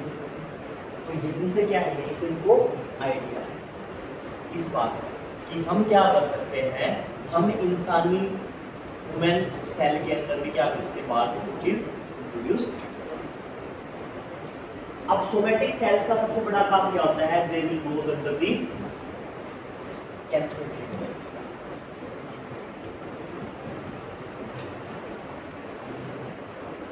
कैंसर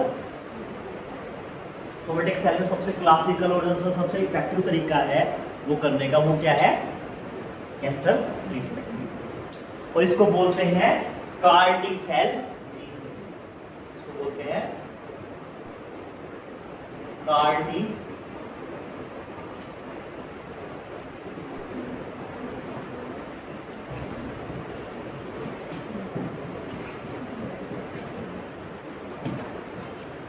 ठीक है, होमवर्क लिखो,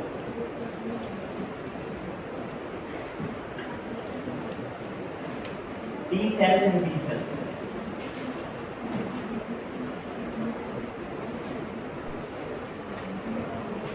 T cells and B cells, आपको डिफरेंशिएट पता करना है T cells के बीच में और,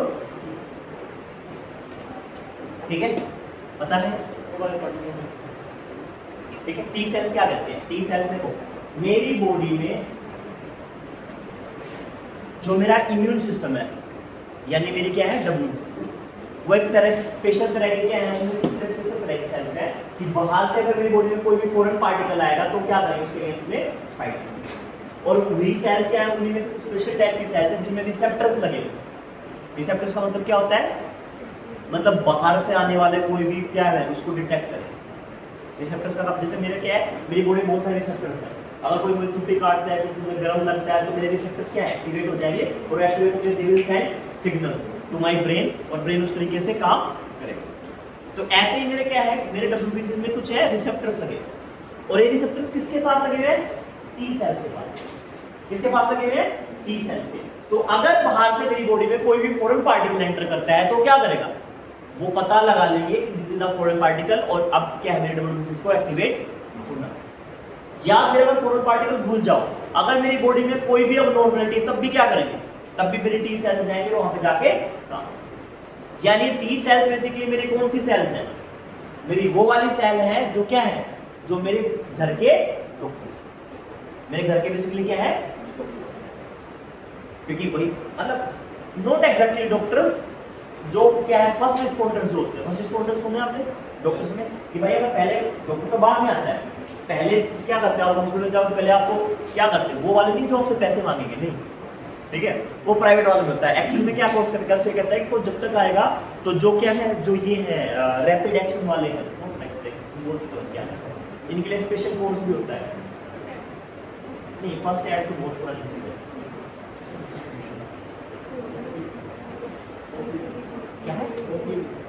OPD that is out patient department. दो डिपार्ट होते हैं कि आईपीडी और ओपीडी। आउटपेशेंट जो बाहर से आ रहा है उसको पहले ओपीडी लाना पड़ता है। देखो मैं आपको मुझे एग्जैक्टली उनका नाम नहीं आ रहा, they are the first response. अगर कहीं पे भी कोई एक्सीडेंट भी हो गया है, उसको लेके आना, कुछ भी करना है, तो वो टेक्निकल फील्ड के होते हैं, they are very highly skilled. वो फर्स्ट रिस्पॉन्स आएंगे रिस्पॉन्स पे और बॉडी को लेके आएंगे, फिर वहां पे आने के बाद डॉक्टर क्या करेगा, आने के बाद डॉक्टर मिला जाएगा। वो बेसिकली डॉक्टर्स नहीं होते हैं, बेसिकली क्या होते हैं, वो नर्स होते हैं, लेकिन हाईली स्किल्ड नर्स का काम है टेक्निकल। ठीक है, तो बेसिकली उनके जैसा हो जाए। बेसिकली मेरी बॉडी में क्या है, टी सेल्स का कैसा है, उनके जैसा हो जाए। कुछ भी हो जाएगा, जाके पता करेंगे रिसेप्टर्स के थ्रू कि क्या है, फिर उसके ऊपर बाद में। अब होता क्या है कैंसर में, क्या होता है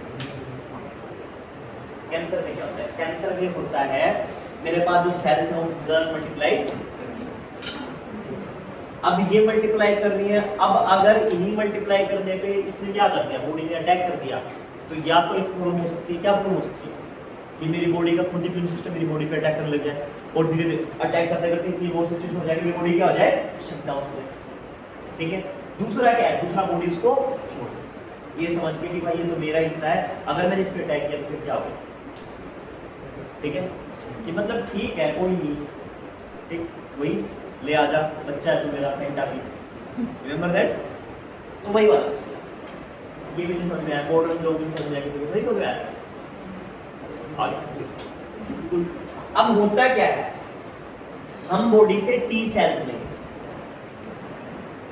बॉडी से क्या करेंगे, टी सेल्स, और उनके रिसेप्टर्स में स्पेशल प्रोटीन डालेंगे,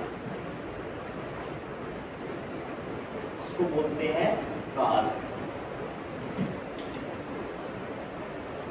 chimeric antigen receptors, chimeric antigen receptors. एक minute let me check, chimeric तो है, एंटीजन ये जो ये एंटीजन, काइमेरिक एंटीजन रिसेप्टर।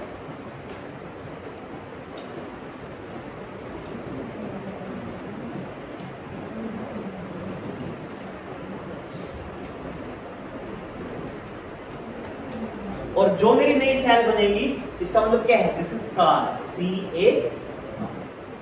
और जो अब मेरी बॉडी में नई सेल्स बनी है, these cell are known as CAR-T। इनको मैं क्या बोलूंगा, CAR-T। अब ये क्या, काइमेरिक का मतलब होता है कैंसर, जहां पे भी कैंसरस सेल दिखेंगी वहां पे जाके क्या करेंगे, उन पे अटैक, और धीरे धीरे क्या होंगे, बॉडी की टी सेल्स अपने आप क्या करेंगे, कैंसर से।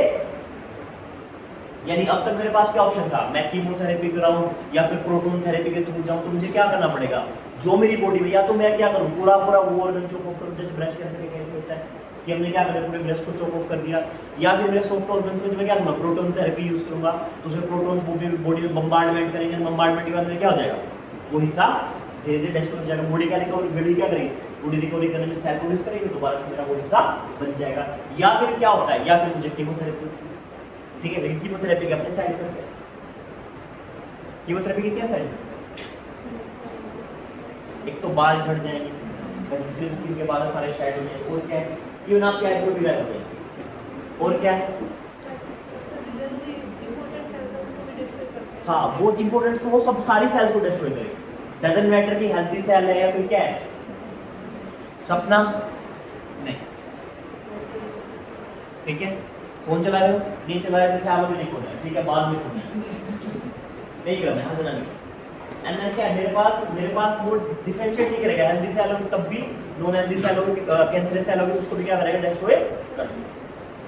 साथ के साथ इसके और भी कॉम्प्लिकेशंस क्या है, एक तो इंसान की ना खाना खाने की इच्छा मर जाती है, मुंह का टेस्ट खराब हो जाता है, कड़वापन हो जाता है, ठीक है, दैट इज द न्यूज़। और इंसान कुछ मतलब करने लायक नहीं रहता, एक तो पूरी बॉडी में सेल डिस्ट्रॉय हुई है, वीकनेस आ रही है, ऊपर से आप खाना नहीं खा रहे हो, तो ये खाना खाया नहीं जाएगा। एंड आपको क्या है, हर एक वीक में क्या करना पड़ता है, रिपीटेशन भी चाहिए, जब तक आप भगवान को प्यारे मिले तब तक कीमोथेरेपी चलती है, तो क्या है, रिपीटेशन। अब ये क्या है, आपकी बॉडी से टी सेल ली, टी सेल्स में क्या है, कार सेल्स का कार टी सेल्स डाली, तो कैमेटिक एंटीजन रिसेप्टर्स डाले। अब वो क्या करेंगे, वो आपकी बॉडी में जाएंगे। अब उनका तो काम ये है घूमना, हर जगह पे सारे लगा के घूम रहे हैं, पी पी पी पी, और उनको पता लगा यहाँ पे कैंसर सेल है, रिसेप्टर जाएंगे वहाँ पे काम करेंगे, और टी सेल क्या करेंगे, उन सेल्स को मार देंगे। जहाँ पे भी कैंसर सेल ग्रो करेंगे उनको क्या करेंगे। तो it is a one time, it is a one, sorry single time, single time solution. ध्यान रखना, वन टाइम सॉल्यूशन का मतलब क्या है, एक बार किया और काम नहीं। It's a single time solution, मतलब क्या है कि एक बार में, एक बार में सारी चीजें खत्म कर।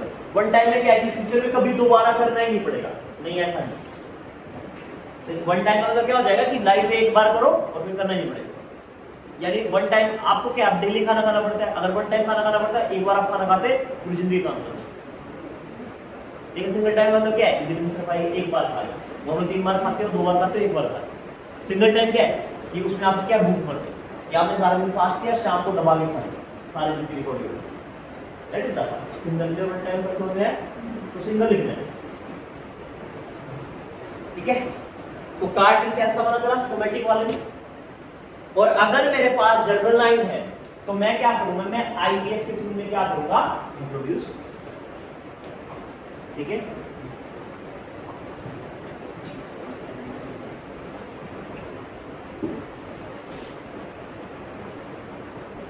और गाइस पढ़ लिया करो, ठीक है, मारे जाओगे मेरे को।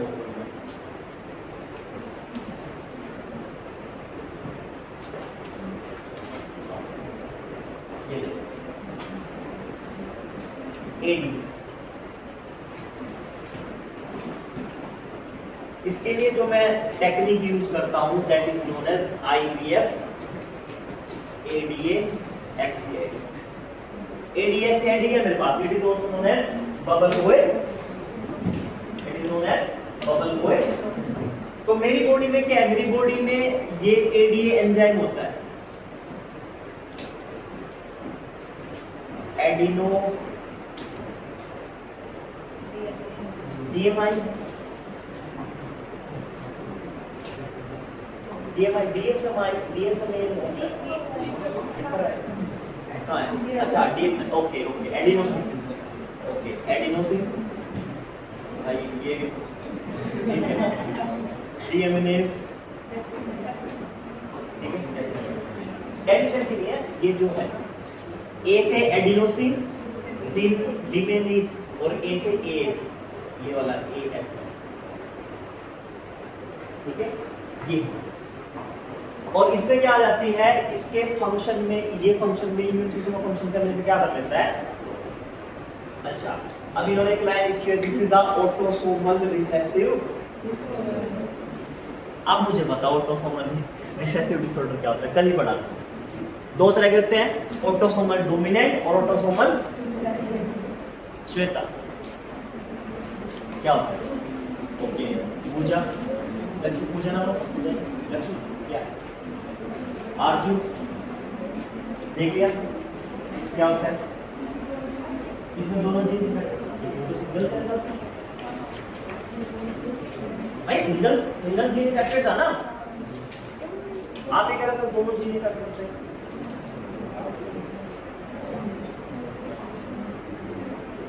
क्या होता है कौन बताएगा, प्रीति। हाँ दोनों पेरेंट्स के क्रोमोसोम्स के डिसऑर्डर, जो आप बता रहे हो आरती, उसका मतलब दोनों जीन नहीं है, उसका मतलब ये है कि उसमें दोनों क्रोमोसोम्स इफेक्ट होंगे, सिंगल क्रोमोसोम इफेक्ट है, उसमें क्या होगा, दोनों क्रोमोसोम। या ये भी बोल सकते हैं कि वो दोनों पेरेंट्स से ही आए, क्योंकि दोनों क्रोमोसोम पेड़ है, एक पेरेंट्स से एक मदर से आ रहा है। तो अगर एक है तो क्या है, डोमिनेट कर रहा है, ठीक है। ये क्या ऑटोसोमल, वो ऑटोसोमल डोमिनेंस। और रिसेसिव है तो क्या है, पेयर दोनों से आ रहा है, दोनों पेयर इफेक्ट कर रहे हैं। यानी अगर मैं क्या बोलूँ, अगर मेरा ये है XO, तो कौन सा एग्जाम्पल है, कौन सा एग्जाम्पल, डोमिनेंस का, क्योंकि एक ही फैक्टर है, इनमें होगा मिला इनफर्टिलिटी वगैरह आ जाएगी, ठीक है। और अगर मेरे दोनों के दोनों हो रहे हैं, दोनों के दोनों पेरेंट्स से आ रहे हैं और उनका दोनों का पेयर बन गया, तो क्या है, ऑटोसोमल, ठीक है। लेकिन है कैसा, जीन तो एक ही है, जीन एक ही, 2 जीन नहीं है, ये कह सकते हो क्रोमोसोम्स का पेयर, ठीक है। ओके चलो अब देखो सिम्टम्स क्या होते हैं। अब एक चीज चलो मैं तुम लोगों को थोड़ा बता ही देता हूँ यहाँ पे। जो मेरी बी सेल्स होती है ना, बी सेल्स मेरी होती है बोन मैरो सेल्स।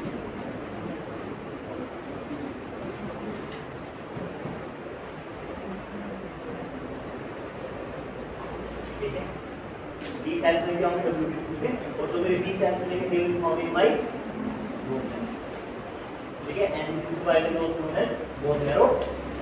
इनका काम क्या होता है, कोई बताएगा क्या काम होता है बोन मैरो? बी सेल्स का मतलब बताएगा प्रीति, दीपिका, भावना? मैच्योरेशन, बोन मैरो मैच्योर होती है। ओके, और बी सेल की रही हाँ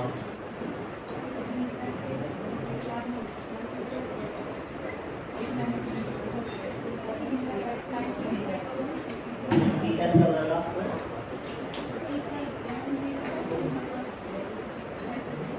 ओके ठीक है, वो आपके उसके लिए ठीक है, उसके लिए हमें यहाँ पे उसको दूसरी बड़ी टी शर्ट कोई बात नहीं, अच्छी बात है, पता है, पता होना चाहिए, क्योंकि एटलीस्ट आपको अपने बैकग्राउंड की चीज़ तो पता होनी चाहिए। ठीक है, अगर आप वो करोगे पॉलिटी का बीए कर रखी हो, पॉलिटी का नहीं आता तो क्या फायदा। मेरी बी सेल्स कहाँ मिलेगी? मैच्योर होंगी या फिर मिलेंगी? मैच्योर होंगी मतलब क्या, परिपक्व जो होंगी कहाँ होंगी? Sorry bone marrow, b cells में। और ये मेरी क्या है, ये मेरी दोनों की दोनों क्या है, एक्ट करेगी एक तरह का। देखो टी सेल्स मेरा डायरेक्ट जाके फाइट करती है, टी सेल्स मेरी क्या करेंगे, एकदम जाके पोजीशन जाके स्ट्राइक करते हैं, लेकिन बी सेल्स मेरा लेयर वाइज प्रोटेक्शन प्रोवाइड करती है। जैसे फॉर एग्जांपल मेरी कहाँ मिलेंगी, प्लाज्मा में, तो प्लाज्मा मुझे क्या करेगा, एक तरह से मेरे ब्लड में एंट्री करने के लिए क्या है, लेयर प्रोटेक्शन प्रोवाइड करती है। दोनों का काम क्या है, अगर मुझे कोई एक बीमारी में बताई थी आप लोगों को, लिम्फोसाइट्स, ल्यूकेमिया याद है, तो उसमें भी क्या है, अगर मेरी बी सेल्स में प्रॉब्लम आ रही है तो भी मुझे ल्यूकेमिया हो सकता है, ब्लड कैंसर। ठीक है, दैट इज बोल लो यार, मैं तो कमाल कर रहे हो। ठीक है, अब सुनो, अब मेरे पास क्या है, अगर मेरी टी सेल्स और बी सेल्स में इफेक्ट आ जाएगा, देन मेरी क्या है, मेरी एक बात डायरेक्टली है कि मेरी इम्यूनिटी, और साथ के साथ क्या है, साथ के साथ जो मेरा प्रोटेक्शन लेयर है बॉडी का, इनर प्रोटेक्शन, आउटर तो मेरा स्किन हो जाएगा, वो सब क्या हो जाएंगे, अगर ये बनेगी तो लेयर वीक होगी, और ये क्या है, मेरी जान पे बात होगा। बोलो क्या हो गया, मीनिंग से क्या आ जाएगी, जान पे बात, it is my life style. ठीक है, और एडी क्या है, इसीलिए है बिकॉज ये अगर वीक कर देगा मेरे इम्यून सिस्टम को, तो क्या है, जो सेम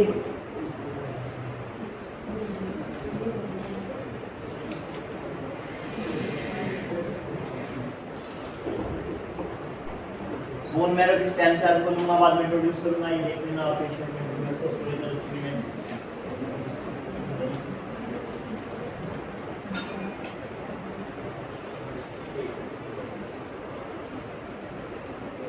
कौन सा मेरे पास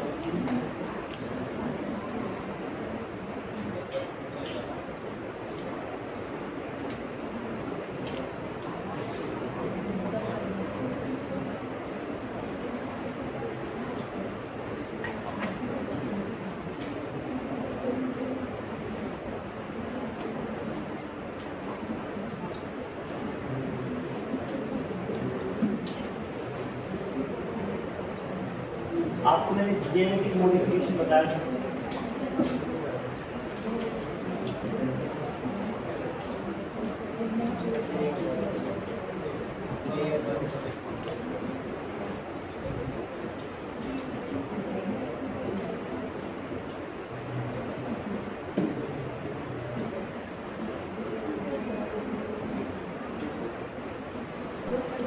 सर बोन मैरो का काम बताएं, बोन मैरो क्या बोन मैरो का क्या काम होता है?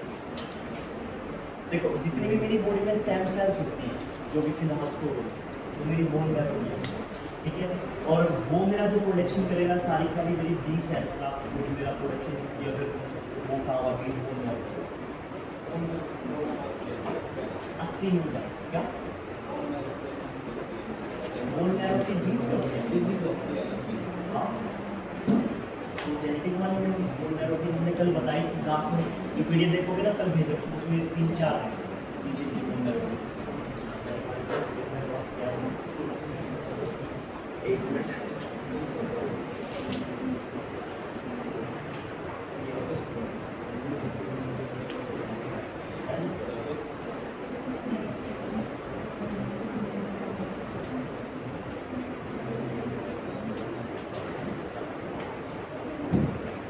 तो ये एमडीए ये एप्लास्टिक एनीमिया है और ये कौन क्या ल्यूकेमिया होते हैं ल्यूकेमिया बिल्कुल बेस लिए हो रहा है क्योंकि बी सेल्स में दिक्कत आ रही है ये बीमारी पर मैं लिख देते ठीक है पर बात ये है कि बोन मैरो की बीमारी इस साल पढ़ने का कोई फायदा है क्योंकि जब तक चीज़ों में कोई अचीवमेंट अच्छी नहीं है ना तब तक इतना पढ़ना नहीं चाहिए ठीक है अगर अचीवमेंट आ रही है तो बीमारी पढ़ लो उससे रिलेटेड चीज़ें टेक्निक पढ़ लो क्योंकि इतना पढ़ोगे तो भाई डॉक्टर ही बन जाते फिर जो मेन अब क्योंकि एक सवाल आना है एक सवाल के लिए तुम इतना कोर्स कर रहे हो उससे बढ़िया इन्वायरमेंट पढ़ो स्पेस का टॉपिक पढ़ो स्पेस से ज़्यादा नहीं एआई वाला वर्क कर लो या डिफेंस वाला कर लो चांस है वहाँ से ज़्यादा आने के क्योंकि वो अगर इतना डीप एनालिसिस करोगे और फिर नहीं आया तब दिक्कत आ गया आपका सही है और वो तो ऐसा आएगा फिर आएगा तो हो सकता है सबका गलत हो फिर सबका गलत तो आप ही छोड़ देते ठीक है देखो प्रीलिम्स क्लियर करना भी अपने आप में एक टेक्निक है ठीक है तुम ये सोच रहे हो कि हम हिस्ट्री बहुत ज़्यादा पढ़ लेंगे हमारा प्रीलिम्स क्लियर हो जाएगा नहीं हो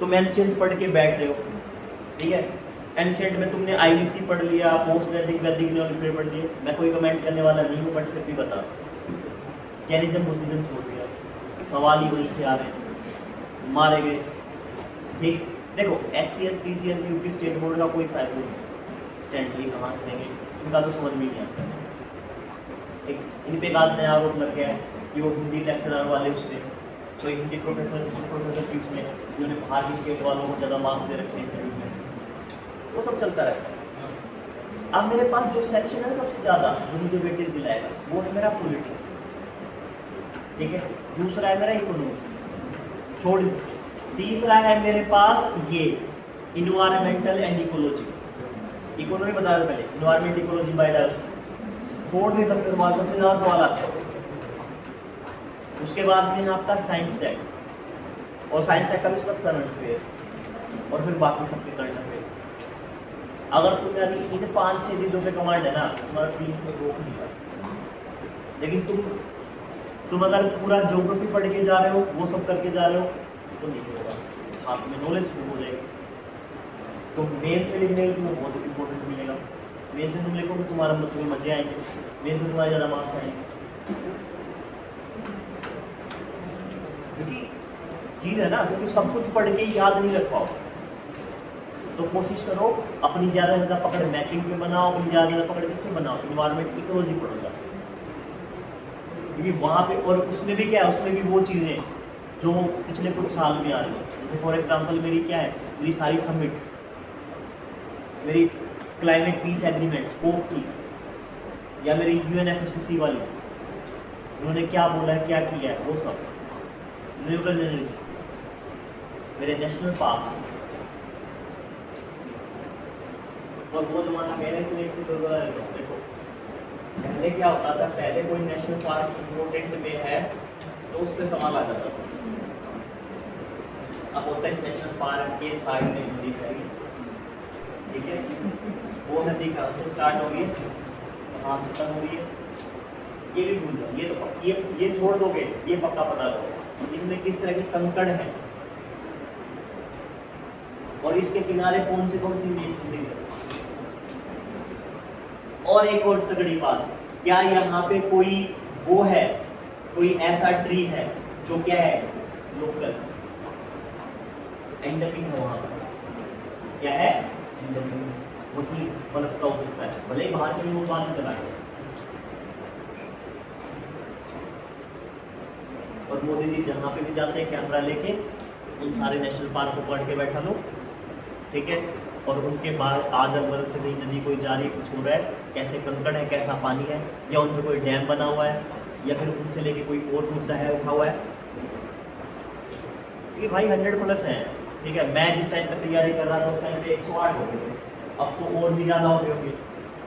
108 कहाँ पढ़ोगे?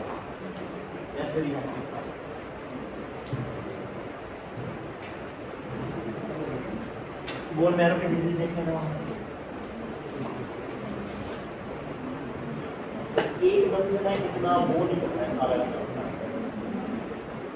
देख सीएम क्रोस की बात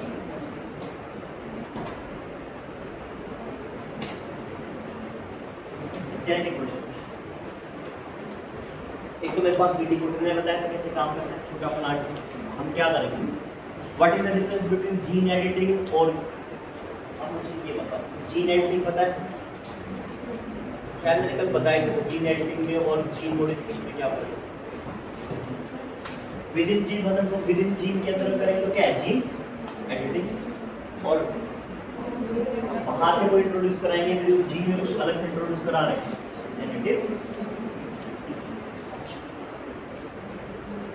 अब एक टर्म आती है इसी के साथ सुन लो फिर बाद में ध्यान देंगे, जीन डोपिंग।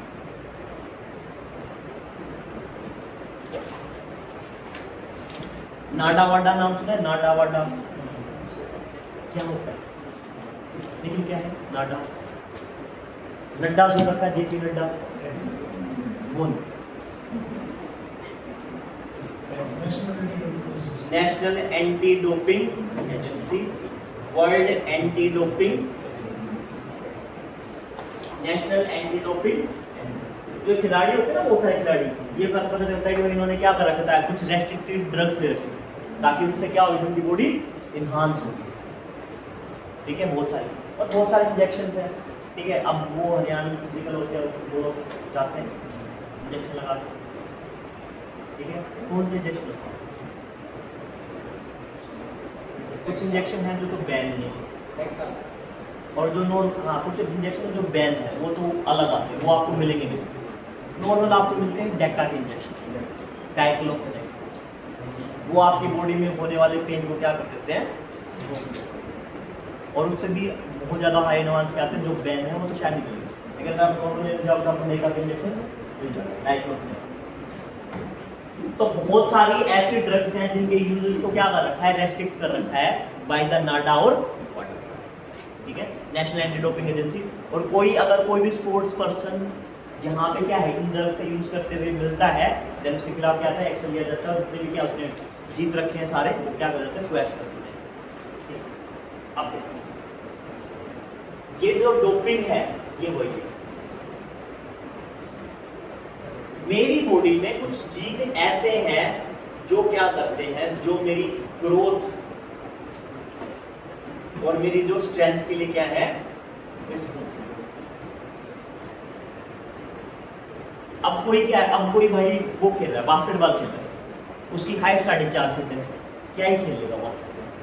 हो सकता है कि वो कंधे पे चढ़ के गोल कर दे, कोई गलत बात है, ठीक है, but still this is not the best criteria for a basketball player.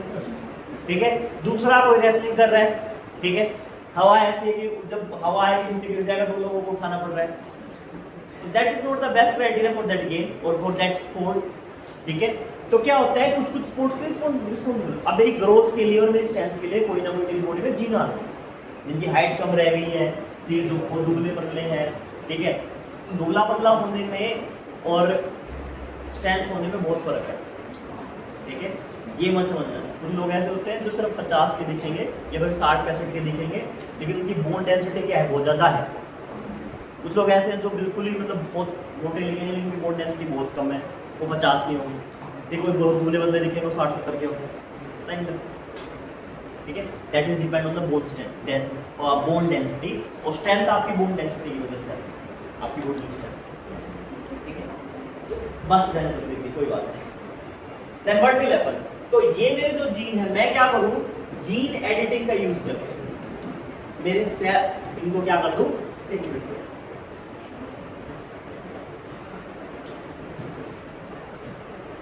या तो मैं स्टिमुलेट कर दूं या फिर मेरा जीन में क्या कर दूं, बेसिकली मैं स्टिमुलेट ही करता हूं।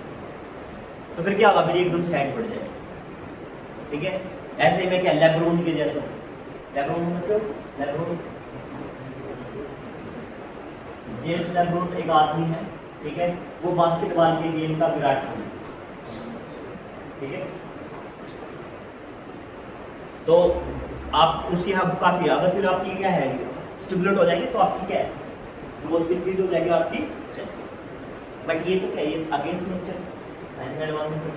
तो इस तरह के केसेस क्या आते हैं, इसको कैटेगराइज एज जीन, और इसको भी क्या कर रखा है बैन, इसको भी क्या कर रखा है बैन। अच्छा, सवाल ये उठता है कि सर जीन डोपिंग का कंसेप्ट कैसे है, लोग तो वैसे भी सप्लीमेंट खा रहे हैं, यूज कर रहे हैं, प्रोटीन खा रहे हैं, ये कर रहे हैं, दिक्कत क्या है? दिक्कत ये है कि मुझे प्रोटीन, अगर मुझे अपने बॉडी को मेंटेन रखना उस रिदम से, तो मुझे अपनी बॉडी में डेफिशिएंसी नहीं होने देनी। यानी मुझे सुबह 6 बजे लेना तो मैं 6 बजे अगले दिन लूंगा, फिर मैं 10 बजे ले रहा हूँ, फिर मैं 2 बजे ले रहा हूँ, फिर मैं शाम को 4 बजे, ऐसे मुझे क्या करना पड़ेगा, रिदम मेंटेन करनी पड़ेगी, बार बार क्या अपनी इनटेक लेनी पड़ेगी न्यूट्रिएंट्स, तब मेरी बॉडी वैसे काम करेगी। अगर बीच में मेरा गैप आ गया, मुझे आलस आ गया, मेरा मन नहीं कर रहा है, ठीक है, ये तो मानते हैं हमारे पास कि मन नहीं कर रहा था, then what will happen? This is the problem. This is the problem. And then क्या होगा? और जीन डोपिंग क्या कहते हैं? जीन थेरेपी, जीन एडिटिंग क्या कहते हैं? सिंपल, एक बार लो आपका जीन क्या हो जाएगा, एक्टिवेट हो जाएगा, ग्रोथ क्या आपकी ग्रोथ। तो ये क्या है, ये टिकाऊ, मतलब टिकाऊ method as compare to the daily method. अच्छा, अगेंस्ट नेचर है। अब देखो, चलो इसमें बात करें। अब हमने फायदे की बात करी कि भाई मेरे क्या है, जीन थेरेपी का सबसे बड़ा फायदा क्या है, चलो इसको पूरा ही करें। जीन थेरेपी का सबसे बड़ा फायदा क्या है, मेरी जितनी भी इनहेरिटेंस डिजीज है, जितनी भी मेरी लाइलाज डिसऑर्डर है, उनको मैं क्या कर सकता हूँ, ठीक कर सकता हूँ। और क्या है, और कोई ऐसी बीमारी है जो पेरेंट्स से बच्चों में आ रही है, ठीक है, बच्चों को तो पता ही नहीं क्या आ रही है, लाइलाज है, उनका मैं क्या टाइम से पहले क्योर कर सकता हूँ। मुझे डायबिटीज हो गया, डायबिटीज में क्या कर सकता हूँ, अब डायबिटीज के लिए मैं क्या डेली चाय अपना सारा स्वाद छोड़ दूँ, सब कुछ कर दूँ, लेकिन मैं क्या करूँ, जीन थेरेपी के थ्रू मैं डायबिटीज ठीक कर सकता हूँ। मैं क्या कर दूंगा, मैं मेरे पैनक्रियाज में किसको, इंसुलिन हार्मोन का जो पार्ट है उसको क्या कर दूँ, स्टिमुलेट कर दूंगा, और मेरी बॉडी दोबारा से क्या जनरेट करना स्टार्ट कर देगी, इंसुलिन प्रोड्यूस करना स्टार्ट कर देगी। और अगर मेरी बॉडी इंसुलिन प्रोड्यूस करना स्टार्ट कर देगी तो अपने आप क्या है, मेरी बॉडी में जो वो है ग्लूकोज लेवल है वो क्या हो जाएगा, रिस्टोर हो जाएगा। और अगर ग्लूकोज लेवल कम रहा तो वही मुझे सिम्टम्स नहीं आएंगे उसके, किसके, डायबिटीज के। लेकिन अब इसमें क्या है, अब इसमें फायदे हैं। अब मैं अगर नुकसान की बात करूं तो मेरे पास नुकसान कैसा है, क्या ये सोशल डिवाइड कर रहा है, क्या ये सोशल डिवाइड समझते हो, सोशल डिवाइड कर रहा है समाज में, यस, हर कोई अफोर्ड नहीं कर पाएगा, ठीक है। अगर फिर क्या है, फिर सचिन का बेटा क्या है, क्रिकेटर ही बनेगा, आज वो मतलब भले क्रिकेटर बन गया लेकिन उसके जैसे फेमस नहीं बन पा रहा, तो क्या करेगा, अगर किसी के पास तो वही रखेगा। That is the one of the disadvantage. और क्या डिसएडवांटेज है, एक्सपेंसिव है, तो अफोर्डेबिलिटी हर कोई अफोर्ड नहीं कर सकता, या सोशल डिवाइड बढ़ा है, ठीक है। और नुकसान क्या है, सबसे बड़ा नुकसान, कई बार जीन थेरेपी की वजह से कैंसर हो जाता है, लिख लो ये, कई बार जीन थेरेपी की वजह से कैंसर हो जाता है।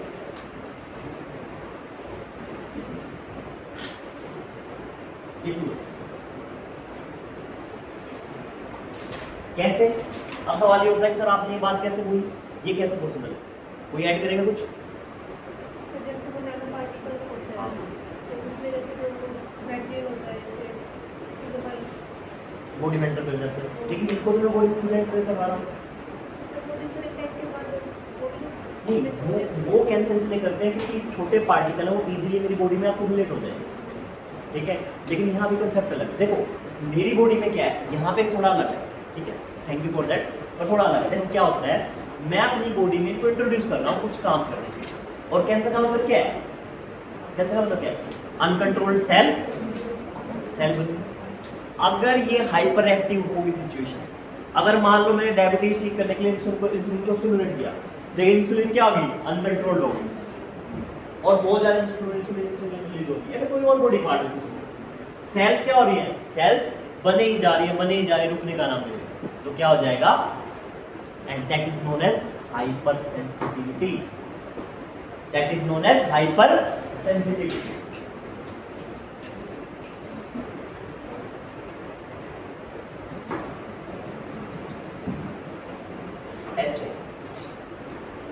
हाइपर, ये अगर मैं इंट्रोड्यूस तो कर रहा था, लेकिन बॉडी में क्या है, अब सबकी बॉडी अलग अलग, सबकी बॉडी अलग अलग तरीके से रिस्पॉन्स करती है, ठीक है।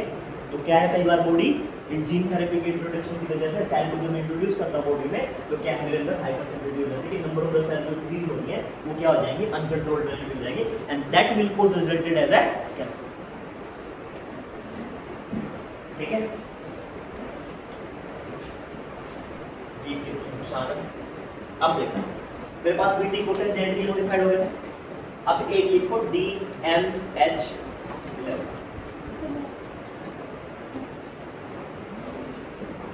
सॉरी हाँ DMH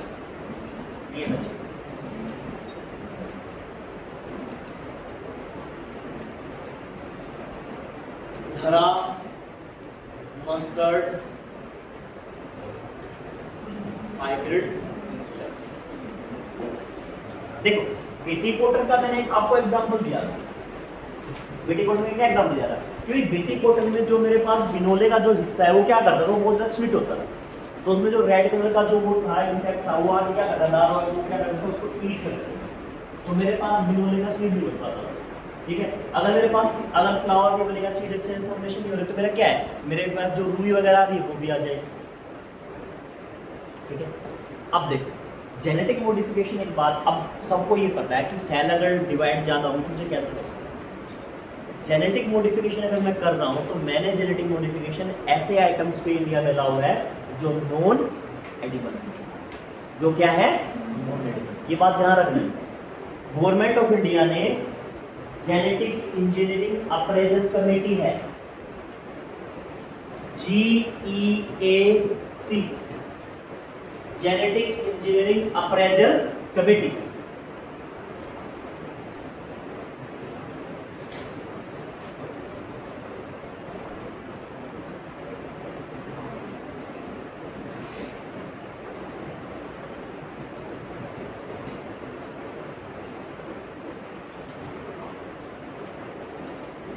इन्होंने क्या है, इन्होंने अपनी रिकमेंडेशन में ये क्लेरिफाई कर रखा है कि हमें जेनेटिक मॉडिफाइड जो क्रॉप बनानी है वो ऐसी क्रॉप बनानी है जो क्या है, नॉन एडिबल आइटम्स, ठीक है, नॉन एडिबल आइटम्स, ठीक।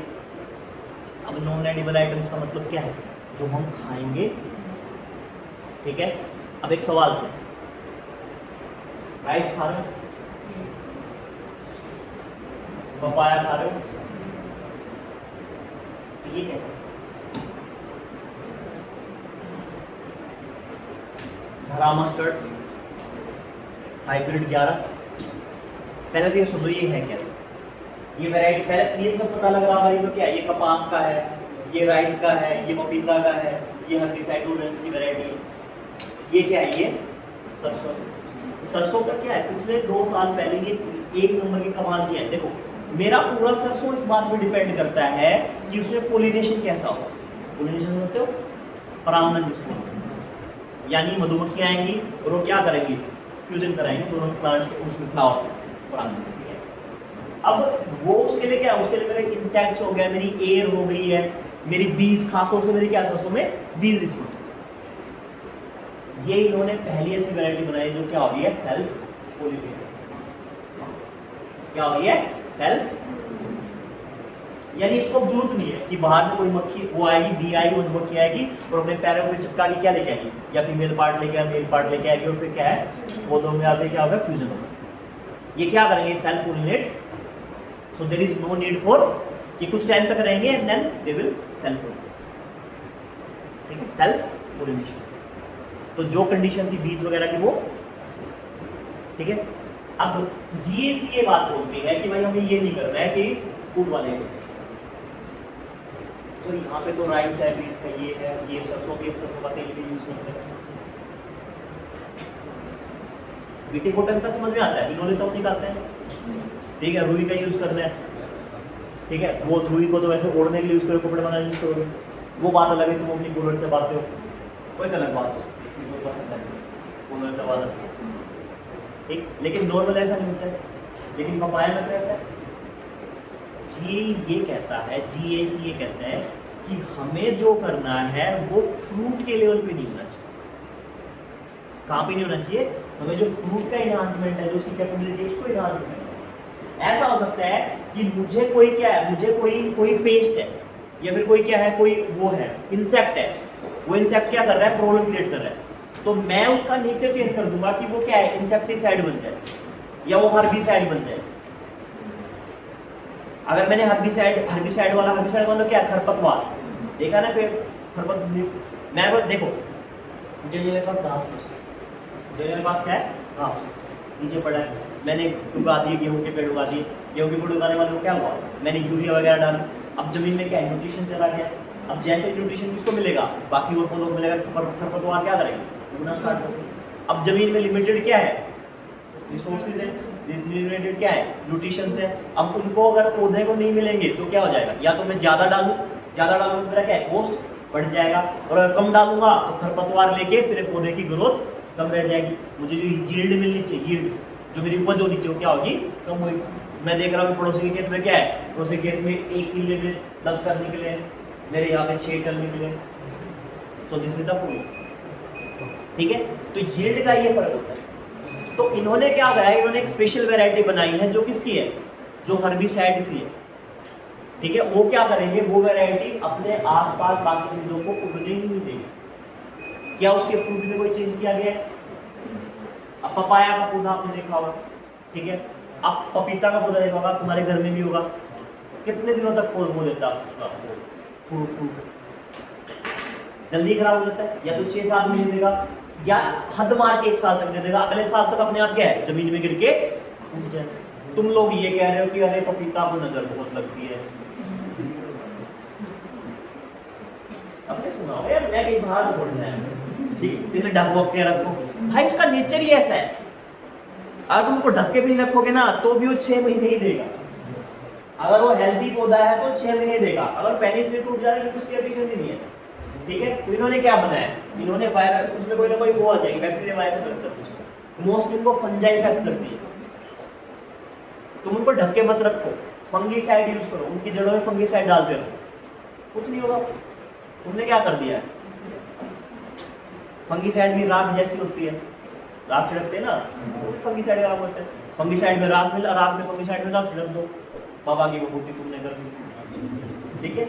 वो तुमने एग्जांपल सुना ना उसका, एक स्टैंड अप कॉमेडी में कह रहा था, कोरोना पे थी, रवि गुप्ता कॉमेडी में कहता है, एक हमारे वहाँ पे कोरोना में वो आया, डॉक्टर आया, उसको इतना अपने देश से इतना प्रेम कि वो बाबा बन गया।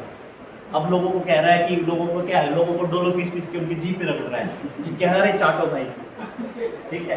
तो क्या है, अब लोग बाबा, उन्होंने मंदिर भी खोल दिया, कोरोना बाबा का मंदिर खोल दिया, कोरोना देवी का मंदिर खोल दिया। अब क्या मरे, वैसे तो डॉक्टर आ नहीं रहे, सारे बाबा के पास जा रहे हैं, उसने क्या देखा, स्कूप देखा, अब उसने पैसे तो बनाने नहीं, पर लोगों का भला करना है, देशभक्ति उसके अंदर, तो उसने क्या किया, डोलो पीस के दे रहा है, जी फिर उतर जाएगा, वो सुधर है, बाबा बहुत बढ़िया। साइंस पीछे का कि आप अगर फंगीसाइड डालोगे तब भी आप उसके ऊपर कपड़ा लपेटने की जरूरत है नहीं, जो भी फंगस इफेक्ट करेगी वो चली जाएगी, फिर आपका पौधा नहीं टूटेगा, दैट इज ऑल। और बढ़ेगा तो नजर होती है, होती है, होती है, होती है, चल होती होती हमारा डिबेट का मतलब, ठीक है। हर्बिसाइड्स वगैरह के, अब देखो गोल्डन राइस का क्या, गोल्डन राइस का सबसे बड़ा ये है कि इन्होंने क्या कर दिया है, इन्होंने अब राइस को लोग नहीं खा सकते, कौन सा लोग नहीं खा सकते, और ज्यादा डायबिटिक पेशेंट, ठीक है, कि वो क्या करेगा, उनके ग्लूकोज के लेवल को क्या कर देगा, इंक्रीज कर देगा, तो उनको थोड़ी सी प्रॉब्लम हो सकती है। तो इन्होंने क्या बनाया है, अब मेरे पास क्या है, अब इन्होंने एक ऐसे बीज में बनाई है कि ये वाला जो है गोल्डन राइस, ये न्यूट्रिशन के मामले में वो क्या करेगा, जिंक दे जाएगा, यानी मेरी बॉडी में, मतलब मेरे जब मेरा प्लांट लगेगा तो वो क्या कर रहा है, वो जिंक ऑब्जॉर्व ही नहीं कर रहा है जमीन से। तो इन्होंने क्या कर दिया, इन्होंने एलिवेट कर दिया है उस जिंक को, कि अब मेरा क्या करेगा, मेरा जो मेरा गेहूं, मेरा जो धान है, वो क्या करेगा, वो जिंक को लैंड से रिसोर्सेज ज़्यादा अब्जॉर्ब करें। तो अगर अब मेरा कोई जो पेशेंट है, डायबिटिक पेशेंट है, वो अगर ये गोल्डन राइस खा रहा है, सिंपल से कि उसकी बॉडी में ऑलरेडी क्या है, जिंक साथ में गया है, तो जिंक क्या करेगा, जिंक थोड़ा सा स्टिमुलेट कर देगा किसको, इंसुलिन को, और फिर क्या करेगा, वो इतना ज़्यादा हार्मफुल नहीं होगा, उसकी बॉडी कहीं ना कहीं मेंटेन कर जाएगी किसको। तो एक बात ध्यान रखना, GEAC जो बात कह रही है, एक बात ये भी लिख लो होमवर्क में, GEAC के बारे में बढ़ गया, कब बना था, कौन कौन होगा, प्राइम मिनिस्टर का क्या रोल है, ठीक है। तो वो क्या है, उन्होंने ये कहा है कि भाई हमारे पास क्या है, हमारे पास फ्रूट वाले लेवल पे कुछ नहीं बचा। बहुत बड़ा डिबेट उठा था DM जब 11 आई, धरा मस्टर्ड हाइब्रिड DMH 11 जब आया था, कि क्या करा है कि हम डायरेक्ट यूज कर पाए। पपाया में तो हमने क्या वायरस रोक किया है, रेजिस्टेंट किया, गोल्डन में हमने क्या किया, जमीन में हमारे पास जिंक है, जिंक पे तो कोई बात नहीं, हमने उसकी वैल्यू पे एनहांस नहीं किया, लेकिन क्या है DMH हरा में लोगों ने बहुत ज़्यादा डिबेट उठाया था, और उसी टाइम क्या है GEAC न्यूज़ में आया था, और जैसे वो न्यूज़ में आया UPSC ने सवाल पूछा, ठीक है। तो उनका रोल क्या, उन्होंने अब भी ये बात बोली है कि हम किसी के फ्रूट के लेवल की कंडीशन को इन्हांस नहीं कर रहे हैं, हम उसकी बाकी प्रॉपर्टी को इन्हांस कर रहे हैं। और धरा मस्टर्ड में क्या इन्हांस होता है, धरा मस्टर्ड में सिर्फ और सिर्फ उनका सेल्फ पोलिनेशन का नेचर इन्हांस होता है, ना कि नंबर ऑफ द जो सीड्स हैं उनकी ग्रोथ इंक्रीज हो। आपको भी जाना है, जाओ फिर, जाना है तो।